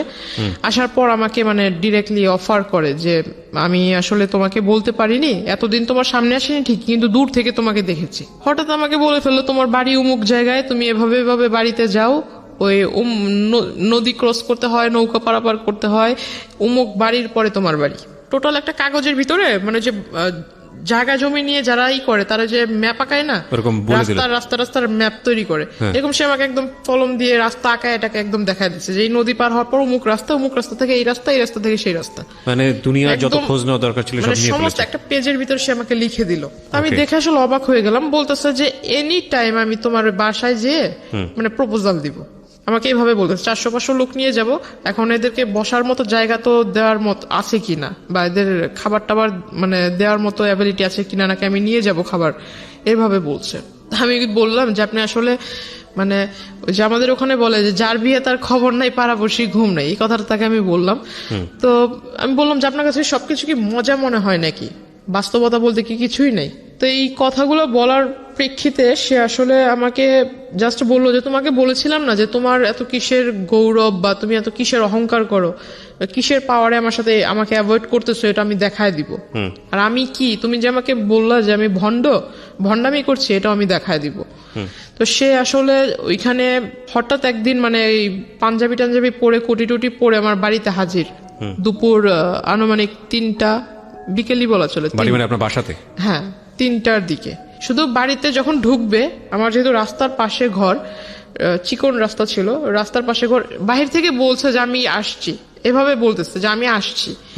এখন আমার নানা তাকে জিজ্ঞাসা করতেছে ভাই আপনি কে, আপনি মানে কোথা থেকে আসলেন, আপনি কার ঘরে ঢুকবেন বা কাকে চাচ্ছেন, এরকম কিছু একটা। যেমন নানা একটু সোজা টাইপের মানুষ, সে জিজ্ঞাসা করতেছে কার ঘরে যাবেন, কাকে চাচ্ছেন, খুঁজতেছেন কাকে। সে আমার ছবি আমার নানাকে দেখাইছে। দ্য পয়েন্ট ইজ দ্যাট যে এতদিন ধরে আপনি গোপন করলেন যাতে করে ফ্যামিলিতে এই লোকটা না আসে, আপনার লেখাপড়া যাতে বন্ধ না হয়, যেমন ফ্যামিলিতে ঢুকবে, এবং শেষ পর্যন্ত কিন্তু সেটাই হচ্ছে। এগুলো একটু খেয়াল রাখবেন। আমি কেন বলছি যে জায়গাটিতে আমরা আসলে ফোকাস করতে চাই সেটা নিয়ে কোনো বিতর্ক থাকবে না। উনি যেগুলো বলছেন সেগুলো কতটুকু সত্য কতটুকু মিথ্যা সেটা নিয়ে বিতর্ক থাকতে পারে, cause this show is not investigative show. কিন্তু যেইটা পরিণতি সেটা নিয়ে তো কোনো বিতর্ক নাই। পরিণতিটা কেন হলো সেটাও বলবো আপনাদেরকে শেষের দিকে গিয়ে।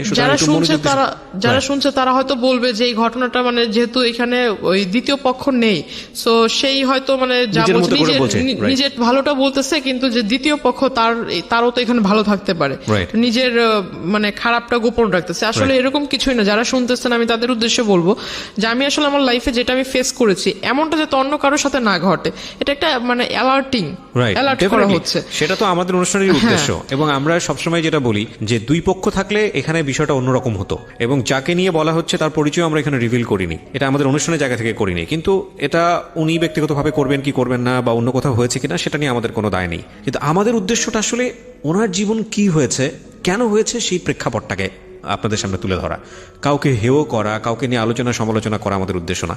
এবং দিন শেষে আপনার জীবনটা যাতে এরকম না হয় সেজন্য আপনি কি স্টেপটা নেবেন সেই লার্নিংটা দেওয়া। ওকে, সো আমরা এইভাবেই আগাতে চাই। জি, তারপর কি হলো? বাসায় আসলো। হ্যাঁ, সে বাসায় আসলো, তো বাসায় এসে ঢুকে মানে আমার মাকে মানে প্রথমেই আমার মার পায়ে ধরে মানে আমার সালাম তো মনে করে হয় ফেলছে। আপনার মায়ের বয়স ওনার বয়সের চেয়ে কম হবে। আমার ওনার মেয়ের বয়সের মেবি আমার মা। তো যাই হোক, আমার মার পায়ে ধরে সালাম করে ফেলছে। তো আমার মা মানে এমনিতে একটু রাগী, কারণ পুরুষ মানুষের সামনে সে আসে না। তো আমার মা খুব রেগে গেছে, মানে যে আপনার আমাদের ওখানে বলে শলা, আসলে এটা বলা ঠিক হবে কিনা জানি না, তবু যেটা ঘটেছে আমি বলি। তো আমার মা আসলে শলা নিয়ে আসছে হাতে করে, মানে খুব রেগে গেছে যে আমার পায়ে টাচ করলো কেন এই লোক। তার মানে জানতো যেহেতু আগে থেকে, সুতরাং আপনার মা। না, আমার মাকে তো আমি ছবি টবি আগেই দেখাইছি, আর সেই লোক চলে আসছে। আর আমি ততক্ষণ অব্দি মানে নানার কাছ থেকে শুনছি অন্য ঘরে, মানে মাত্র গোসল করে এসে ঘরে ঢুকছে, আর ওই টাইমে বাইরে থেকে কিন্তু সাউন্ড পেয়েছে, সে বলতেছে আমি আসছি। এইটা শুনে মানে একটু মনের ভিতরে যেন ধুক ধুক করতেছে আমার। আমি বলতেছি যে এই লোক যদি এখন বাড়িতে মানে আগে পরে সবকিছু বলে, আমি তো আসলে লেখাপড়াটা বুঝি আজকেই আমার শেষ, আর যাইতে পারবো না। আমার মাথা একদম বই টই সব একদম পুড়ে ফেলবে। তো আমি অন্য ঘরে বসে শুধু চুপচাপ মানে ভাবতেছি যে আসলে কি বলবো। বাড়ির লোকের কাছে যখন এই লোকটা তার মতো করে বলবে, বাড়ির লোক আমাকে যখন জিজ্ঞাসা করবে আমি তখন কি করব। তখন ওই লোকের সামনে আমার মা শলা নিয়ে আসে, মানে তাকে দেখাইতেছে শলা দিয়ে বাড়ি মারবে, মানে ঝাঁটা। হ্যাঁ, ওই শলা দিয়ে বাড়ি মারবে। তো ওই লোক বলতেছে যে মানে সে তার ইশারা বোঝে না, ইশারার কথা তো আর বোঝে না ওই লোক। আপনার মা সম্পর্কে তো জানতো যে উনি? না, এগুলো জানতো ও একেবারে জানতো না। আচ্ছা। তো ওই মানে সে তো ইশারা ভাষা বোঝে না, সে বলতেছে মানে হাত দিয়ে দেখাইতেছে যে আমি ওইরকম কেউ না, আমি আপনাদেরই পরিচিত, আপনাদেরই ওই কি বলে ওই আত্মীয় হব, এরকম কিছু একটা বলতেছে। তো আমার মা আসলে তো মানে মা তো রেগে আছে, হাতে নিয়ে মা বারবার বলতেছে তুই ঘর থেকে বেরো, ওকে, এরকমটা বলছে। তো আমি ওই ঘর থেকে আসলাম, আসার পর তাকে ডিরেক্ট সবার সামনে জিজ্ঞাসা করলাম যে আপনি এখানে কি করে, মানে অ্যাড্রেস পেলেন কোথায়? বলতেছে যে বললাম না আমার কাছে কোনো কিছু অসম্ভব না, আমি তো সবকিছু জানি, তোমার সম্পর্কে সমস্ত কিছু জানি। মানে আমি আসলে খুব হতভম্ব। আমার নানা একবার আমার দিকে তাকায়, আমার নানু একবার আমার দিকে তাকায়, আমি একবার তাদের দিকে তাকাই, মানে তারা আমাকে গিলটি ভাবতেছে। রাইট। আমি এখন মানে ভাবতেছি যে আসলে আমি যদি তাদের বাড়ির লোকের বলি, এরা কি আদৌ আমার কথা বিলিভ করবে? কোন দিক থেকে বিষয়টা নিয়েছে জানি না। তো নানা বাইরে এসে বলতেছে যে আমাদের বাড়িতে আজ পর্যন্ত যেই আসুক না কেন, সে যদি ফকিরও হয়, সে শুধু খালি হাতে মানে খালি মুখে যায়নি। এখন এই লোকটা যখন ভাতের কথা বলে ফেলছে, আর দুপুরের টাইম, আমরা এখন কেউ খাই নেই, তো ঘরে আমার মাকে জিজ্ঞেস করতেছে ভাত আছে কিনা। তো আমার মা আসলে বিষয়টা কি ভাবছে জানি না, ফ্রিজ থেকে পচা ভাত দিছে। আর তখন ফ্রিজে খুলছে, ফ্রিজের ভিতরে যে মাংস টাংস আছে এটার সেন্ট আবার উনি পাইছে, যেহেতু খাটে বসা ছিল উনি সেন্ট পাইছে যে ফ্রিজের ভিতরে মাংস আছে, কিন্তু অথচ আমাকে পচা ভাত দিছে। তখন উনি বলতেছে যে আমাকে ওই কাঁচামরিচ দেন অনেকগুলা, আর পেঁয়াজ দেন। তো আমার মা ওই পেঁয়াজ টেয়াজ ছুলে টলে নেই, ওইভাবে আইনা একদম তার খাটের ভিতরে ফেইকা মারছে। তো সে আসলে দেখলাম আসলে মানুষ নির্লজ্জ হলে কতটুকু নির্লজ্জ হতে পারে, মানে বলা নাই কওয়া নাই, সে হুট করে একজনের বাসায় আসলো, সে নিজে থেকে ভাত চাইলো, ভাত মানে তাকে যে মানুষ এতটা মানে তাকে দেখে এতটা খারাপ বিহেভ করতেছে, তারপর সে উঠে যাচ্ছে না, সে ওখানে বসে আছে, সে ওই ভাতগুলো খেয়েছে। খাওয়ার পর আমার নানাকে বলতেছে ভাই একটা কাগজ থাকলে কাগজ আমাকে দেন। তো পরে আমার নানা কাগজ এনে দিল, কাগজ এনে দেওয়ার পর সে লিখে দিল। আমার মাকে বলতেছে যে আপনার মেয়ে খুব ভালো, আপনার মেয়ে খুব মানে আপনার মেয়ের ভাগ্য খুব বড় হবে, আপনার মেয়ের ভবিষ্যৎটা খুব উজ্জ্বল হবে, আর যদি আপনাদের অনুমতি হয় তাহলে ও আমাদের দলে আসবে, দলে আসার পর দলের কাজ করবে, দলীয় কাজ করবে, তার ফলে আপনারা সবাই খুব ভালোভাবে থাকবেন, এরকম কিছু একটা বলতেছে। তো আমার মাকে যখন লিখে ওটা দিছে, আমার মা একদম কাগজ মানে যেটা কি বলে মানে হ্যাঁ ওর দুমড়ে মুছে ওর মুখের ভিতর মারছে। তারপর আমি ওনাকে মানে বাধ্য হই ওনার কলার ধরে বের করতে। তারপরও সে মানে তখন তার যে আমি একটা পুরুষ মানুষ, আসলে যে কোনো পুরুষ মানুষের কলার ধরে সে রাখবে, রাইট? কিন্তু আসলে তার তখন মুখের ভিতর হাসি ছিল, রাগ ছিল না। আমি যে তার সাথে মানে এরকম খারাপ আচরণ করছি, যদি আপনাকে বিলিভ করি তাহলে এটা বলতে হবে যে সে তো জেনেই আসছে তার সঙ্গে এরকম ব্যবহার হবে, সো হি নোজ এভরিথিং। দাবার গুটির চালটা কি হয়? দাবার গুটিতে চালটা হচ্ছে যে আমি যে চালটা দিব, এই চালের পরে কি চাল দিতে পারে সে 8টা 10টা অল্টারনেটিভ যে ভাবতে পারে, সে সবচেয়ে ভালো খেলে।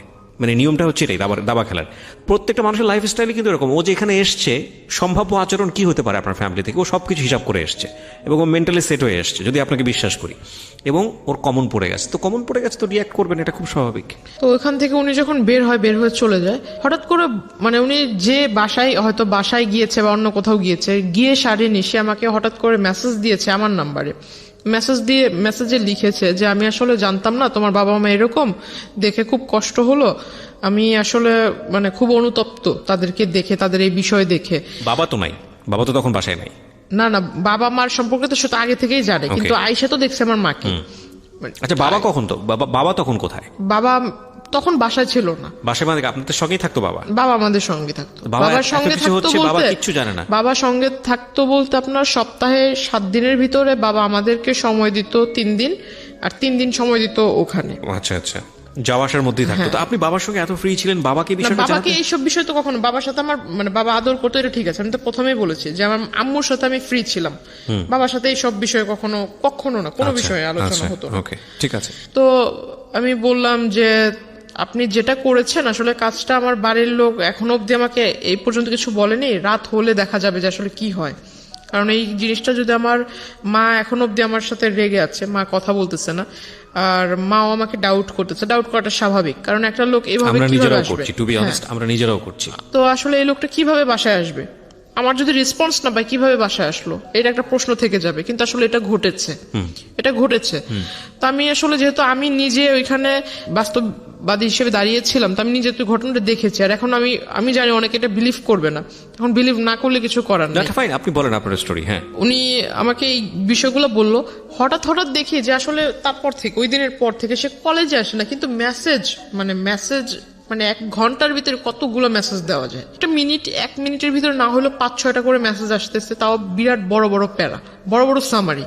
আমার জন্য সে এই চিন্তা করছে সারা রাত ভরে, আমার জন্য এটা ভাবে, মানে আমার বাবা মা এরকম, আমার ভবিষ্যৎ কেমন হবে। এই লোকটা যে আপনাকে কন্টিনিউয়াসলি পোক করে যাচ্ছে, আপনি তো তার সাথে এক ধরনের সম্পর্ক আছেই আপনার, বলা চলে যে উনি আসছে কথাবার্তা বলতে, আপনি বাধ্য হচ্ছেন, ফ্যামিলি পর্যন্ত ঢুকে গেছে। আপনার কখনো মনে হয়নি লোকটা সম্পর্কে আপনার একটু খোঁজ নেওয়া উচিত তখন পর্যন্ত? আমি তার সম্বন্ধে আসলে মাথা ঘামাইতেই চাই না, তাকে যতটা মানে আর্লি পসিবল হয় যে তাকে আমার এই বিষয়গুলো থেকে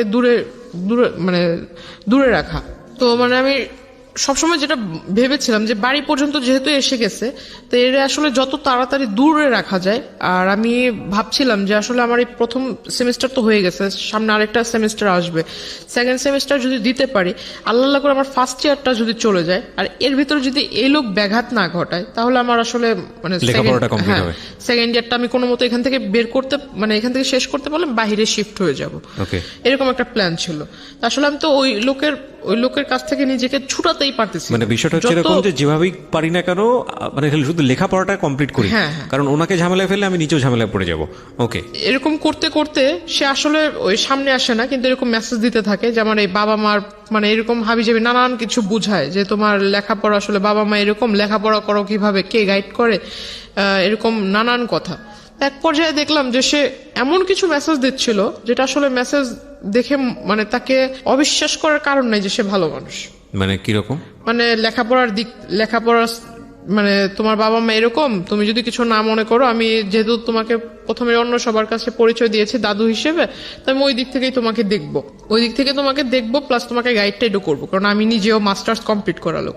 তো আমি ভাবলাম মাস্টার্স কমপ্লিট করা লোক তার মানে অনেক শিক্ষিত। তারপর সে আমাকে বারবার মানে মেসেজ করতো যে তুমি সামনে যেহেতু এসএসসি এক্সামিনার, তো আমি তোমাকে কিছু বই, টেস্ট পেপার, মডেল কোশ্চেন ভালো যেখান থেকে মানে একদম কমন পড়ার চান্স আছে, এগুলা তুমি পড়লে একদম মানে 100 না পাইলেও 99 পাবা, এরকম একটা তার কথাবার্তা ছিল। তো আসলে সে আমাকে ওই বইটই এনেও দিছে। বইটই এনে দিছে বলতে মানে 3 থেকে 4টা বই এনে দিছিল। তো আসলে তখনই আমি বুঝতে পারলাম যে হয়তো লোকটা আসলে এতদিন যাই করছে যেহেতু বইয়ের লেখাপড়ার বিষয়ে সে কথা বলতেছে, হয়তো ভালো মানুষ। তখন থেকে আসলে একটা বিলিফ তৈরি হয় তার প্রতি, মানে সফট কর্নার তৈরি হয় আপনার, বলতে পারেন। এখানে একটা সাইকোলজিক্যাল ব্যাপার আছে প্রিয় শ্রোতা এবং দর্শক যারা দেখছেন, যে একটা মানুষকে আপনি যদি কন্টিনিউয়াসলি পোক করতে থাকেন, আপনার প্রতি একটা রিজেকশন থাকলেও মানে এটা কন্টিনিউয়াসলি যদি পোক করতেই থাকেন, লেগেই থাকেন, সামহাও কোনো একটা ভালো দিক যদি চলে আসে, ওই মানুষের প্রতি ফল ইন হওয়ার একটা সুযোগ থাকে, যেটা হয়তো আজকে যিনি গেস্ট এখানে আছেন তার হয়েছে। জি। ওনার মানে ওই যে বইটই দেয়, আমি ওই বইটই পড়ি। তারপর আবার দেখতাম যে উনি আমাকে বলতো যে আমি যদি কলেজে আসবো, তোমার কলেজের ওইখানে এসে তোমাকে ডিস্টার্ব করবো না, তবে তুমি যদি কিছু না মনে করো তাহলে আমার সাথে লাঞ্চ করবা। তো আমার একটা স্বভাব ছিল কি যে আমি প্রতিদিন ওইখানে পাশে আবার আপনার চাইনিজ ছিল, তো আমার একটা অভ্যাস কি যে আমি ফাস্ট ফুডের প্রতি খুব একটা নেশা ছিল। তো আমি ওই চাইনিজে ঢুকে একলাই এক টেবিলে বসতাম, যেগুলা মানে যে স্টুডেন্ট যে অফার গুলো ছিল এগুলো আমি নিয়ে মানে একাই টেবিলের ভিতরে বসে খাইতাম, প্লাস ছবি তুলতাম। মানে আমার একটা যে বললাম যে নানা নানু খুব আদর করতো, তো নানার কাছে বলতাম যে আমার এই বই লাগবে, সেই বই লাগবে, আমার একটু পকেট মানি বেশি দিতে হবে। নানাও বিলিভ করতো যে হ্যাঁ বই যেহেতু কিনতে হবে টাকা তো বেশি লাগবে, তো যে টাকাটা চাইতাম সেটাই দিত। তো তার কাছে থাকার না থাক, নানির যে ব্যাগ আছে ওইখান থেকে টাকা নিয়ে দিলেও দিত। তো আমি আসলে ওই কাজটা করতাম। তো এটা আসলে সে নোটিস করেছিল, মেবি আগে নোটিস করেছিল। ইভেন সে ওই দিন আমাকে সেই মানে প্রথমে বলে যে লাঞ্চ করবে, আমি ভাবলাম লাঞ্চ করলে সে যে মানুষ কফির 20 টাকার জন্য ঝগড়া করছে সে কোথায় লাঞ্চ করতে পারে। তো আমাকে সে ওই চাইনিজটাতেই পরে ডাকে। আসলে সে ভিতরে বসা ছিল, আমি এটা খেয়াল করিনি। পরে ওই দিন আমি একটু মানে বুঝতে পারি যে আসলে হয়তো এই বিষয়টা সেও জানতো। তো তখন আমি আসলে শিওর হলাম। তারপর জিজ্ঞাসা করলাম, তাকে খুব রিকোয়েস্টও করলাম। ওইখানে দুই তিনজন ওয়েটার ছিল, ওয়েটার আসলে হাসতেছিল আমার কথা শুনে। আমি তাকে খুব রিকোয়েস্ট করলাম যে দেখেন আপনি আমার দাদু হন আর যাই হোক, আপনাকে আমি মানে আমার শ্রদ্ধেয় গুরুজন হিসেবেই বলি, ওইরকম ব্যক্তিত্বের ভিতরে আপনাকে রেখেই বলি। হাত জোর করে মানে 2 হাত জোর করে তার কাছে রিকোয়েস্ট করতেছিলাম যে আমি লেখাপড়া করতেছি, দয়া করে আমাকে লেখাপড়াটা করতে দেন। এরকম করে আসলে ডিস্টার্ব করা, আপনি আমাকে কোন দিক থেকে দেখেন? মানে আমার সামনে একরকম বিহেভ করেন, আর যখন আমার মানে ফোনের ওপারে থাকেন যেসব মেসেজ দেন এগুলো আবার একটু অন্যরকম। কারণ মাঝখানে সে লেখাপড়ার সাজেশনের পাশাপাশি কিছু আপনার মানে প্রেম কি জাতীয় কিছু হ্যাঁ একটা, এরকম মানে ছন্দ টন্দ মানে বুঝি হয় না, বুঝি আমরা বুঝি, হ্যাঁ ছন্দ টন্দও পাঠাতো। তখন ভাবতাম যে আসলে লেখাপড়ার জিনিস বিষয়ে লিখতেছে ঠিক আছে, কিন্তু এইসব যে ছন্দ এইগুলো পাঠানোর মানে কি? দাদু তো আর নাতিনকে এইসব ছন্দ পাঠাবেন।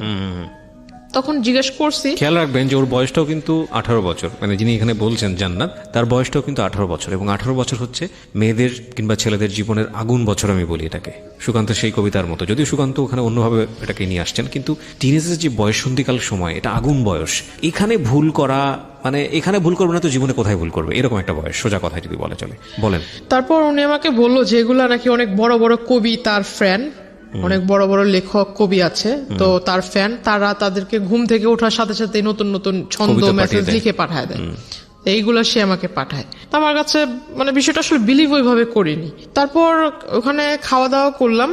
খাওয়া দাওয়া করার পর আমি আমার মার জন্য মানে খাবার, এটা আমার একটা স্বভাব ছিল যে আমি কোথাও গেলে আমি মার জন্য বোনের জন্য খাবারটা নিয়ে আসতাম।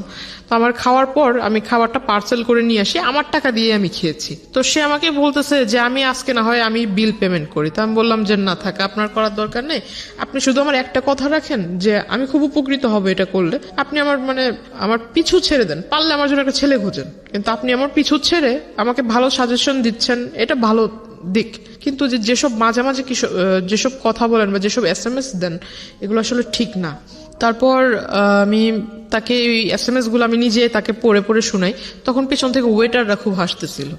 আমাকে একজন ওয়েটার জিজ্ঞাসা করলাম যখন বের হব, সে কিন্তু ভিতরেই বসে আছে।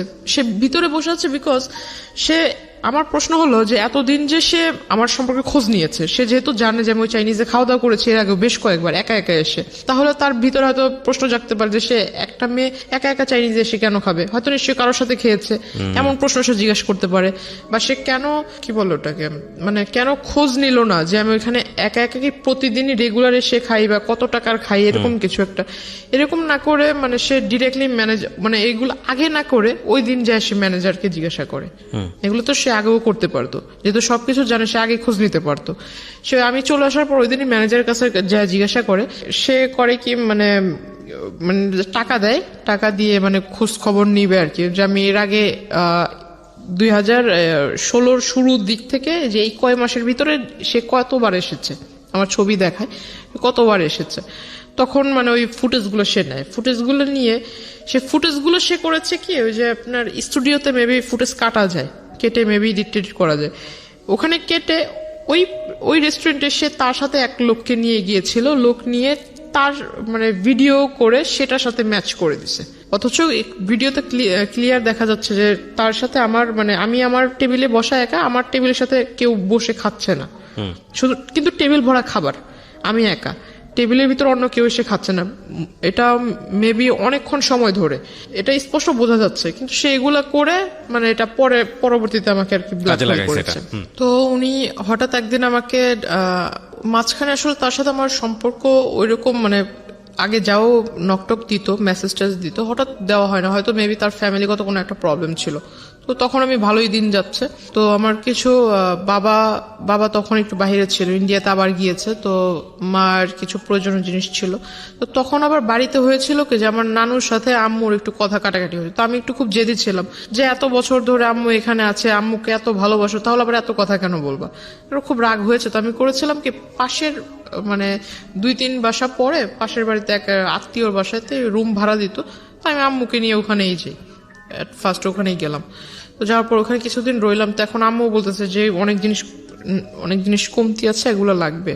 তো আমি বললাম যে ঠিক আছে, তো আমি নিজেই যাব।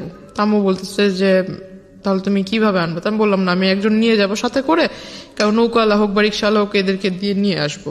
তো ওখানে গেলাম, এই মানে কথাটা আসলে হয় কোনো নৌকাওয়ালাই লিক করেছে নাকি আমার এলাকা থেকে কোনো লোক লিক করেছে আমি জানি না। পরে আসলে হঠাৎ মানে আমি নদীটা ক্রস করেও সারিনি, মাত্র রিক্সা নিব, রিক্সা নিয়ে একটুখানি ঢালের মানে ওই রোডের একটু ঢালে উঠেছি, তখনই মানে সে আইসার এরকম রিক্সা থামাইছে, মানে একদম ওই বিয়ের সময় যে পাঞ্জাবিগুলো আর কি পরে, এরকম লাল পাঞ্জাবি টাঞ্জাবি পরে আসছে, মাথায় টুপি দিয়ে আসছে। তো তাকে দেখে মনে হচ্ছে একটু যে রাস্তায় ভিক্ষা করে না অনেক মানুষ, মাথায় টুপি দিয়ে এরকম একটা লুক নিয়ে আসছে সে।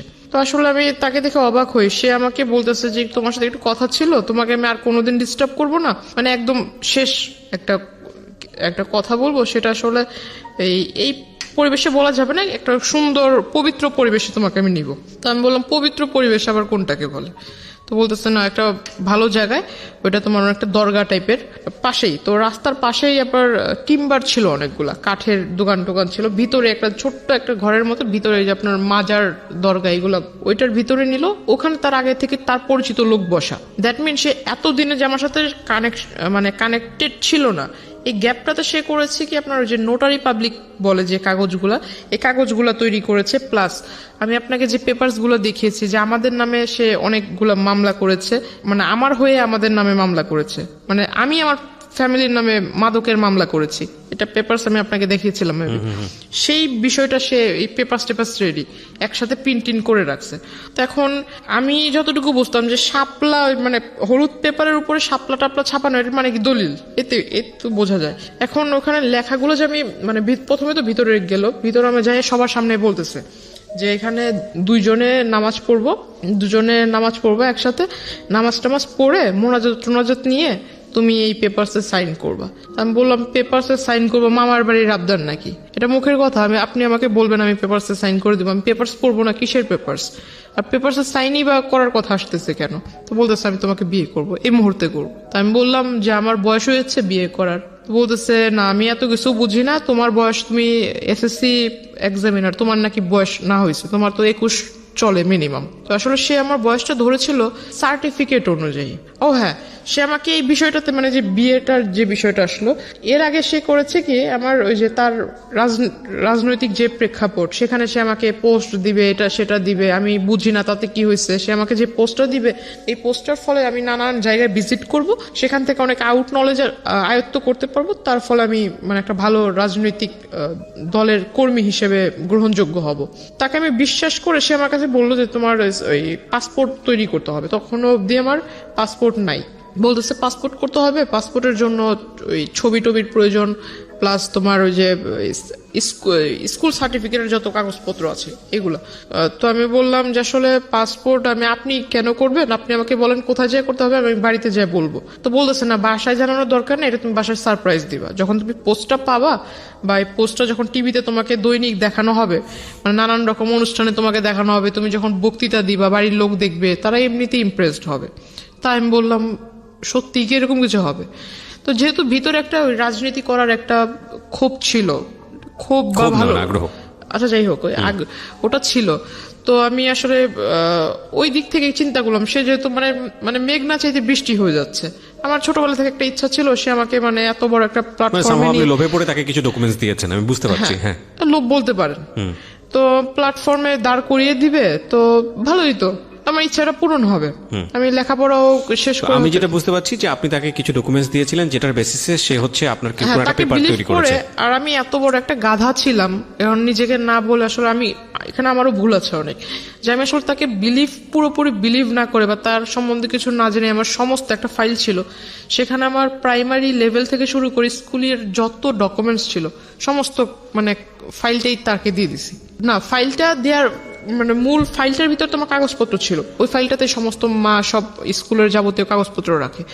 তাকে সার্টিফিকেট গুলো বের করে দিচ্ছে, সে আমাকে বলতেছে যে না তোমার সার্টিফিকেট দরকার নেই আমার কাছে, আমি কিসে করে নিয়ে যাবো এই কাগজগুলো, কাগজ তো মূল্যবান কাগজ, যেহেতু ফাইলটার ভিতর আছে ফাইলটা, এখন এই ফাইলটা যা যা আছে সমস্ত কিছু আমি আবার তোমাকে ব্যাক করে দিব, তুমি আমাকে এটা দাও, আমি তোমাকে যা যা আছে সমস্ত কিছু ফিরিয়ে দিব। তো আমি গেলাম, সে আমাকে বললো যে ছবি তুলতে হবে, 22 কপি না 20 কপি যেন ছবি লাগবে বলছিল। পরে ছবি তুললাম স্টুডিও থেকে, স্টুডিওর ছবি আনবন্ড করে আর আমাকে বলে মানে ডেট বলে না যে অমুক দিন আনতে হবে, ছবিগুলো আমাকে দিবা, এই ছবি দেওয়ার ডেটটা আর বলে না। তো আমি আর ওই বিষয়ে মাথা ঘামাইনি, ছবি স্টুডিওতে পড়ে রয়েছে। সে ওই সার্টিফিকেটের ফটোকপির সাথে ফটোকপি আর ওই আপনার ওই ফটোকপির ডেট দিয়ে সে আর কি বলে যে আমি বিয়ের বয়স আমার হয়েছে, কারণ সার্টিফিকেট আমার 4 বছর বয়সে মেবি আমাকে স্কুলে ভর্তি করা হয়, আমাকে বয়সটা বাড়িয়ে দিছিল কারণ আমার গ্রোথের বিয়ে করতে কারণে। চাইলো আপনাকে, তারপর কি করলেন? সার্টিফিকেটের অনুযায়ী সে আমাকে ওই বয়সটা দেখায় বেশি। সে আমাকে যখন বিয়ের প্রস্তাবটা দেয় সবার সামনে যখন দেয়, আমি মনে করেছিলাম যে দরগাতে মাজারে তো অনেক মানুষই যাতায়াত করে, কিন্তু আসলে ওইখানে যারা যারা ছিল সবাই যে তার পরিচিত এটা আমি জানতাম না। সে হঠাৎ করে আমি যখন না করি যে না আমি সাইন করব না, আর বিয়ে তো প্রশ্ন আসে না, আর আপনাকে আমি বিয়ে করব, আর যদি বিয়ে করিও তাহলে তো আমার বাড়ির লোককে জানাতে হবে। তারপর সে আমাকে বললো এই কথা, বলার পর আমি বললাম যে না আমার যেহেতু বাবা মা জন্ম দিয়েছে, জন্ম দেওয়ার যেহেতু তারা জন্ম দিয়েছে বড় করেছে, এখন আমি তার বিয়েটা তো তাদের ছাড়া করব না, আমি এই বিষয়টা আসলে তাদেরকে জানাবো, একদিনের সময় আমাকে দেন, আপনি একদিনের সময় দেন, আমি এটা বাসায় যা বলবো, তারপর কালকে আগামীকাল মানে তার মূলত তার ওইখান থেকে আমার চলে আসা দিয়ে কথা। তো সে করে কি আসলে উপরে মানে সে হয়তো বুঝতে পারে যে আমি বের হতে চাচ্ছি, সে উপরে দাঁড়িয়ে মানে আমি তো বসা, সে উপরে দাঁড়িয়ে মানে খুব খুব মানে হিট কি বলে এটা, খুব হাইলি আমাকে একটা পাঞ্চ করে মুখের ভিতরে, আর তার একটা ঘুষিতেই আমার এখান দিয়ে ফেটে যায়, রক্ত বের হয়। তারপর সে তার হাতে মেবি ধারালো কিছু ছিল, আবার এইখানে মানে এভাবে মানে টান দিতে গিয়ে এখানে নাকের পুরো মাংসটা উঠে আসছিল। আমি আসলে খুব জোরে ব্যথা পেয়েছিলাম, খুব হাউমাউ করে কান্না করতেছিলাম। তো আসলে পাশে যারা ছিল তারা মিনিটের জন্য আমাকে ধরেনি বা ওই লোকটাকে বলেনি যে তুমি এটা করতেছো কেন, এটা আসলে জিজ্ঞাসা করেনি। তখন আস্তে আস্তে ওরা করতেছে কি বাইরে চলে যাচ্ছে, তখন বুঝতে পারলাম যে হয়তো ওরই পরিচিত লোক, নয়তো কিছু বলবে না কেন। তো ওইখানে একটা মহিলা ছিল, আমি তাকে বললাম দেখেন আমি আসলে তাকে মানে ওইভাবে চিনি না, কিছুদিন ধরে চিনি, কিন্তু সে আমাকে জোর করে বিয়ে করবে এটা তো হয় না, আর আপনাদের এখানে এগুলো ঘটতেছে আপনারা কিছু বলতেছেন না কেন। তো ওই মহিলার ওইখান থেকে সে ও করে কি আমাকে নিয়ে বের হয়ে যায়, বের হয়ে আমার এখান থেকে রক্ত বের হইতেছে, সে আমাকে রাস্তাটা টেনে নিয়ে যাচ্ছে। এক লোক জিজ্ঞাসা করতেছে যে মেয়ের মুখ থেকে রক্ত বের হচ্ছে, মাংস এখান থেকে ফেটে গেছে, আপনি মানে ওকে এইভাবে টেনে নিচ্ছেন কেন? সে বলতেছে আমার মেয়ে আরেকজনের সাথে ভেগে যাচ্ছিল, ওরে ধরে নিয়ে আসছি, তোরে মারবো না কি করবো। সে মানুষের কাছে ওটা বলতেছে। সে যখন বলছে যে লোকটা জিজ্ঞাসা করছে সেই লোকটার আর বলার কিছু ছিল না, সে আমাকে নিয়ে গেল তারই পরিচিত এক। তো আপনি কিছু বললেন না কেন তখন? তখন আমি আসলে কিছুই বলিনি, এটা না বলার হয় মানে তখন, কিন্তু আমার মনে আছে যে আমি তখন কান্না করতেছিলাম খুব। Something fishy. আমি প্রথম কথা হচ্ছে যে আপনি গল্পটা যেভাবে বলছেন তাতে মানুষের অনেক প্রশ্ন তৈরি হবে, যেটা আমারও হচ্ছে। একটা মানুষকে আপনি প্রথম থেকেই বলছেন পছন্দ করেন না, যে মানুষটাকে আপনি পছন্দ করেন না সেই মানুষটা এত দূর যেতে পারে না, এটা একদম জেনারেল পারসেপশন। সেই মানুষটাকে আপনাকে মাজারে নিয়ে যাবে, সেই মানুষটা আপনার বাসায় ঢুকে যাচ্ছে, সেই মানুষটা আপনাকে সাজেশন দিচ্ছে, সেই মানুষটাকে আপনি আবার হচ্ছে আপনার ডকুমেন্টস সবকিছু দিয়ে দিচ্ছেন না, দিস ইজ রিয়েলি আনবিলিভেবল। এটা আমার কাছে পুরোটাই অবিশ্বাস্য মনে হচ্ছে। একটা জায়গা থেকে কোনো না কোনোভাবে আপনি ওনার প্রতি কোনো না কোনো দিক থেকে ফল ইন ছিলেন, নইলে এটা তার প্রতি দুর্বল তো ছিলাম যে আপনার লেখাপড়ার যে সাজেশনটা দিত ওই দিক থেকে তাকে রেসপেক্ট মানে যদি আমি বলি তালি বাজার বিষয়টা, তাহলে আমার মনে হয় এখানেও আপনার কোনো অবদান আছে। আমি জানি না, আমি আরো সামনের দিকে যেতে চাই, পুরো গল্পটা আমি নিয়ে আসতে চাই। জি বলুন। তারপর আচ্ছা, তারপর সে আমাকে মানে ওই জায়গায় অফিসটাতে নিয়ে গেল, অফিসে নিয়ে যাওয়ার পর সে আমাকে বললো যে তোমার এখানে তুমি সিগনেচার করবে, তো তোমাকে তো ওইখানে সবার সামনে মাত্র 2টা আঘাত করেছি, এর থেকেও বেশি কিছু করতে পারি। তো তো তুমি এখানে সিগনেচার করো। তখন আমি আসলে বললাম যে আপনি আমাকে একদিনের সময় দেন, আমি বাসায় যাই বিষয়টা ডিসকাস করি। তো সে আমাকে বলতেছে যে তুমি এই অবস্থায় বাসায় যাবার আমাকে পুলিশ কেসের ভিতরে ঝামেলার ভিতরে ফেলবা, আমি কি এতই কি বোকা নাকি তোমাকে এই অবস্থায় ছেড়ে দিব। পরে সে আমাকে ওই এটা কি বলে যে মানে তার ফোনের ভিতরে ছিল আপনার কিছু যে সফটওয়্যার দিয়ে মেবি আমার পিকচারকে সে নেগেট করেছিল, কিছু পিকচার সফটওয়্যার দিয়ে। তো আসলে সফটওয়্যার দিয়ে এটা আসলে আমারই পিকচার ছিল না অন্য কারো পিকচার ছিল সেটা জানি, কিন্তু বডির ভিতর আমার মাথাটাই ছিল, বডি টোটালি ওপেন ছিল, বাট মাথাটা আমার ফেস একদম স্পষ্ট দেখা যাচ্ছে। তো আমি আসলে খুব একটা মানে বিভ্রান্তকর পরিস্থিতি হয়ে যায় আমার জন্য। আমার মনে হয় ওই পরিস্থিতি আমি যেটা করেছি যে আসলে আমাকে সে যেভাবে বলছিল যে তুমি যদি এটা না করো তাহলে আমি যাই ওখানে বলবো, তোমাদের বাড়িতে সমস্ত কিছু বলবো, বলার পর তুমি আর মানে তোমার ফ্যামিলিও তোমার সাপোর্টে থাকবে না, তোমার জন্য কেউ পাশে আসবে না, তখন ঘুরে ফিরে তুমি নিজে থেকে আমার কাছে চলে আসবা, আমার কিছু করতে হবে না, তুমি নিজেই আসবা। তা আমি বললাম যে না, আমি বাসায় যেতে চাই, আমাকে ছাড়েন আপনি।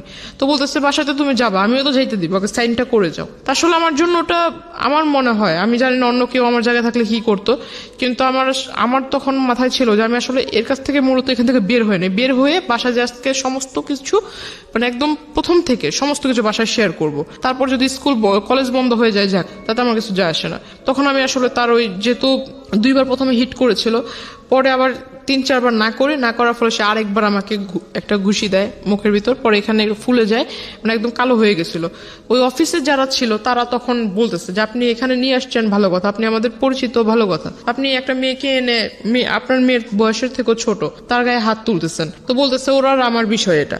তখন আসলে সে আমাকে বলতেছে তুমি কি সাইন করবা, মানে তুমি কি বাসায় যেতে চাও আদৌ, নাকি তুমি চাও যে আমি তোমাকে এখান থেকে উঠায় নিয়ে যাই। আমি বললাম যে আমি বাসায় যাবো। তো বলতেছে যদি বাসায় যেতে চাও ভালো মানুষের মতো সাইন করে দাও। সাইনটা মানে কি বিয়ের কাগজে কাবিননামাতে সাইন? কাবিননামা আসলে সে আমাকে জাস্ট উপরে, আমি যখন পড়তে যেহেতু কাগজে সাইন করবো তাকে জিজ্ঞাসা করলাম যে কাগজে তো এমনি সাইন করবো, তো আমি একটু পড়ে নেই কি কি লেখা আছে, আমার তো পড়ার দরকার আছে। তো আসলে সে আমাকে পড়তে দিচ্ছিল না, সে শুধু বললো যে সাইন করার যে দাগটা থাকে সেখানে আবার নিচে দেখলাম যে সাক্ষীটা কে লেখা ছিল। আমি তাকে জিজ্ঞাসা করলাম যে বিয়ে তো সাধারণত কাজী সাহেবরা পড়ায়, তো এখানে তো কোনো কাজই নেই, কিছু নেই, এটা কিভাবে বিয়ে হচ্ছে? তো বলতেছে না এটা সব কোর্টের মাধ্যমে বিয়ে হচ্ছে। আমি কোর্ট থেকে সমস্ত কাগজ নিয়ে আসছি, দ্যাট মিন সে নিজেই অনেক লোকের স্বাক্ষর সে নিজেই দিয়ে দিছে। পরে যখন সে আমাকে বলল, তারপর আমি মনে হয়েছে যে আমি বাসায় চলে যাব, আর এই সাইনটা যদি না দেয় তাহলে তো সে আমাকে বাসায় যেতে দিবে না। আমি আসলে তখন সাইনটা করি। আচ্ছা, সাইনটা করার পর সে শুধু মানে সবচেয়ে খারাপ লাগছিল যে সে আমাকে দেখতে দিচ্ছিল না, লেখাগুলো দেখতে দিচ্ছিল না, শুধুমাত্র সাইন করার যে জায়গাটা ওই জায়গাটাই দেখতে। আর আরেকটা জিনিস দেখাইছে, সেটা হলো যে জায়গায় ছবি থাকে, দুজনের ছবি থাকে, সেখানে আমি দেখলাম যে সেখানে আমার কোনো ছবি না, ফেসবুক থেকে ডাউনলোড করে মানে একটা ছবি ডাউনলোড করে সেটাকে সে বের করছে, সাথে করে সেই নিয়ে আসছে ছবি, সেই সাথে করে ছবি নিয়ে আসছে আমার ছবি। সে ওখানে আমার সামনে গ্লু দিয়ে লাগাই দেওয়ার পর সে আমার সিগনেচার নিল, তারপর বললো যে ঠিক আছে এবার তুমি চলে যাও। বাসায় এসে সবাইকে বলার পর সবাই আমাকে খুব মানে রাগারাগি করে, প্লাস মা অনেকগুলো চর থাপ্পড়ও মারে। তো মানে খুব কান্নাকাটি করতেছিলাম। তখন বাবা সিদ্ধান্ত নিল যে না, তোমার আর লেখাপড়া করার দরকার নেই। তো ওখান থেকে আমার কলেজ স্টপ হয়ে গেল। কত সালের ঘটনা এটা? 2016 সাল, মাত্র কয়েক বছর আগের ঘটনা। হ্যাঁ, আমার কলেজে যাওয়া বন্ধ হয়ে গেল, ইভেন আমার ফোনটাও আমার কাছ থেকে নিয়ে নেওয়া হলো। একটা দাওয়াত ছিল, বিয়ের অনুষ্ঠানের দাওয়াত। তো সেখানে আমি, আমার আম্মু, আমার ছোট বোন, আমরা 3 জনই যাচ্ছিলাম সিএনজিতে করে। ওকে। সিএনজিতে করে যাওয়ার পথে হঠাৎ এটা আসলে তাকে হয়তো যদি কেউ নাই বলতো তাহলে তো সেও জানতো না যে আমরা বের হব এখন। উনি করে কি যে আমাদের পিছন থেকে মানে গাড়িতে করে ফলো করে, উনি ফলো করার পর উনি ওইখান থেকে আমাকে নিয়ে যায়। আপনি যে বাসায় গিয়ে বলার পরে আপনার ফ্যামিলি থেকে লেখাপড়া বন্ধ করে দিল, বাট আপনি যে সাইন করেছেন এত কিছু হয়েছে এগুলো বলেছি। বলার পরে তারা কি স্টেপ নিল? তারা আমাকে মানে একটু বাড়ির লোক যা করে আর কি করেছে, গায়ে হাত তোলায়, সেটা আপনার উপর করেছে। কিন্তু এটা তো যেহেতু আপনি সাইন করে আসছেন, এটা তো তখন পুলিশকে ইনফর্ম করা উচিত ছিল। সেটা করা হয়েছিল না হয়নি? সেটা ওরকম কোনো কিছু করেনি। দেখেন, মানে একটা কথা আছে, মানে আমার প্রতি আসলে সবাই মানে এমন হচ্ছিল যেন আমি তাদের কোনো ফ্যামিলি মেম্বার না, আমাকে এমন ভাবে সবাই মনে করছিল যে আপনারই দোষ এটা। হ্যাঁ। রাইট। আমাদের এই গল্পের যে বিন্যাস বা যেভাবে আপনি এখানে উপস্থাপন করেছেন, এখানে অনেক মানুষই আপনার দিকে সন্দেহের তীর তুলবেন, এটা তোলার যথেষ্ট যুক্তিও আছে, সেগুলো নিয়ে আমি শেষের দিকে কথা বলবো। তার আগে আমি একটু জানাতে চাই যে দেখেন ফলস কোথায় কোথায় হচ্ছে। ফ্যামিলিতে জানিয়েছে এরকম একটা ঘটনা ঘটে গেছে, আমি কিন্তু অনেকগুলো পেপারে সাইন করে এসেছি, তারপরে উচিত ছিল তাৎক্ষণিকভাবেই পুলিশের কাছে যাওয়া এবং গিয়ে এই ঘটনা বলা পুলিশকে। ওনারা কিন্তু সেটা করেননি, তখন পর্যন্ত ওনারা পুলিশ নিয়ে চিন্তা করেননি, কোর্ট নিয়ে চিন্তা করেননি। কিন্তু এই ধরনের ক্রেজিনেস যদি একটা মানুষ দেখায় কারো প্রতি, তাহলে অবশ্যই প্রথমেই পুলিশকে সেটা ইনফর্ম করা উচিত। নইলে অনেকে মনে করতে পারে যে পুলিশের কাছে বলবো না, ফ্যামিলির এই প্রবলেমগুলো নিয়ে মানুষকে জানাবো না, শেষ পর্যন্ত ওই যে বলে না, যেটা প্রথমেই সমাধান হয়ে যেতে পারতো, শেষ পর্যন্ত এটা এত বড় হয়ে বাস্ট হয় যে শুধুমাত্র এটা ফ্যামিলি মেম্বার না, এটা পুরো দেশের লোকই জানে। রাইট নাও এই মেয়েটার ক্ষেত্রে এখন তাই হচ্ছে। তো এরপরে আপনি কি করলেন? কোথাও যাচ্ছিলেন বোধহয়, সিএনজি নিয়ে কিছু একটা। আমরা উনি আমাদের পিছনে ফলো করতেছিল। তো আমাদের বলতে আপনার সঙ্গে কে কে ছিল? আমি, আমার মা, আমার ছোট বোন, ওকে, আমরা তারপর? তিনজনই যাচ্ছিলাম দাওয়াতে। তারপর? তো পিছন থেকে উনি গাড়ি দিয়ে ফলো করছিল, তো ওনার সাথে আবার তিনজন ছেলেও ছিল ইয়াং এজের, উনি গাড়িতে বসা ছিল। উনি হঠাৎ করে ওভারটেক মেবি বলে এটাকে, পিছন থেকে গাড়ির সামনে এসে দাঁড় করিয়ে দেয়। তো হঠাৎ করে সিএনজি ওয়ালা থামায়, থামানোর পর ওই সিএনজি ওয়ালাকে ওই ছেলেরা ইসা বলতেছে যে ভিতরে আমাদের লোক আছে, ওরা মানে আমরা ওদের সাথে কথা বলবো। আসলে আমি ছেলেদেরকে দেখে চিনতে পারিনি, পরে পিছন থেকে যখন বলতেছে যে তোদের ভাবিকে কিছু বলিস না, কোনো মতো খালি গাড়ি থেকে নামা, তখন আসলে তার কণ্ঠ টোন শুনে বুঝতে পারি। তখন আমি গাড়ি থেকে নাইমা যায়, তাকে ডিরেক্টলি জিজ্ঞাসা করি যে এগুলো করার মানে কি। তো উনি আমাকে ডিরেক্ট বলতেছে যে তোর সাথে আমার এই সম্পর্ক হয়ে গেছে, যেভাবেই হোক হয়েছে, আমার ইচ্ছা ছিল, আমার ইচ্ছা পূরণ হয়েছে, তো তুই আমার সাথে যোগাযোগ কেন বন্ধ করলি, যোগাযোগ কেন রাখলি না? তো রাস্তার মধ্যে এটা হচ্ছে, আশেপাশের লোকজন ছিল না? ওই রাস্তাটা আসলে একটু নির্জন টাইপের ছিল, যে টাইমটা ছিল ওই টাইমটাতে এত মানুষ ছিল না। ওকে। আমাকে বলতেছে যে তোর ভিতরে কি একটু ভয় জাগলো না যে আমি এই পেপারস দিয়ে ওই আই মিন তুই তোর সাথে যে আমার এই যেভাবে হোক বিয়ে হয়েছে, এই কাগজ টাগজ দিয়ে তোর কিছু করব, তোকে ভয়ভীতি দেখাইতে পারি, এরকম কোনো ধারণা কি তোর মনে আসেনি? ওইখান থেকে আমাকে সে আমার মার ওইখান থেকে সে সামনে আসে। আমার মা তাকে তো প্রথম দিনে একবার দেখছে, তাকে চিনে।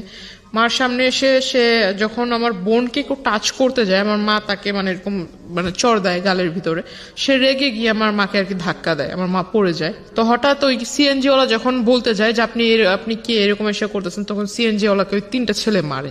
ওই সিএনজি ওয়ালাকে মারা দেখে ওই আশেপাশের কবরস্থানের ওইখান দিয়ে ফুটপাথ দিয়ে লোক হেঁটে যাচ্ছিল, তারা আসার পর বলতেছে যে এখানে কিসের গ্যাঞ্জাম হচ্ছে, আবার ওই সিএনজি ওয়ালাকে মারলেন, আপনি কে? তখন সে পেপারস বের করে দেয় যে আমার বউকে বিয়ে হয়ে গেছে কিন্তু আমার কাছে তুলে দিচ্ছে না, আমার বউকে তার ফ্যামিলি তার গার্ডিয়ান আটকায় রাখছে বাসায়।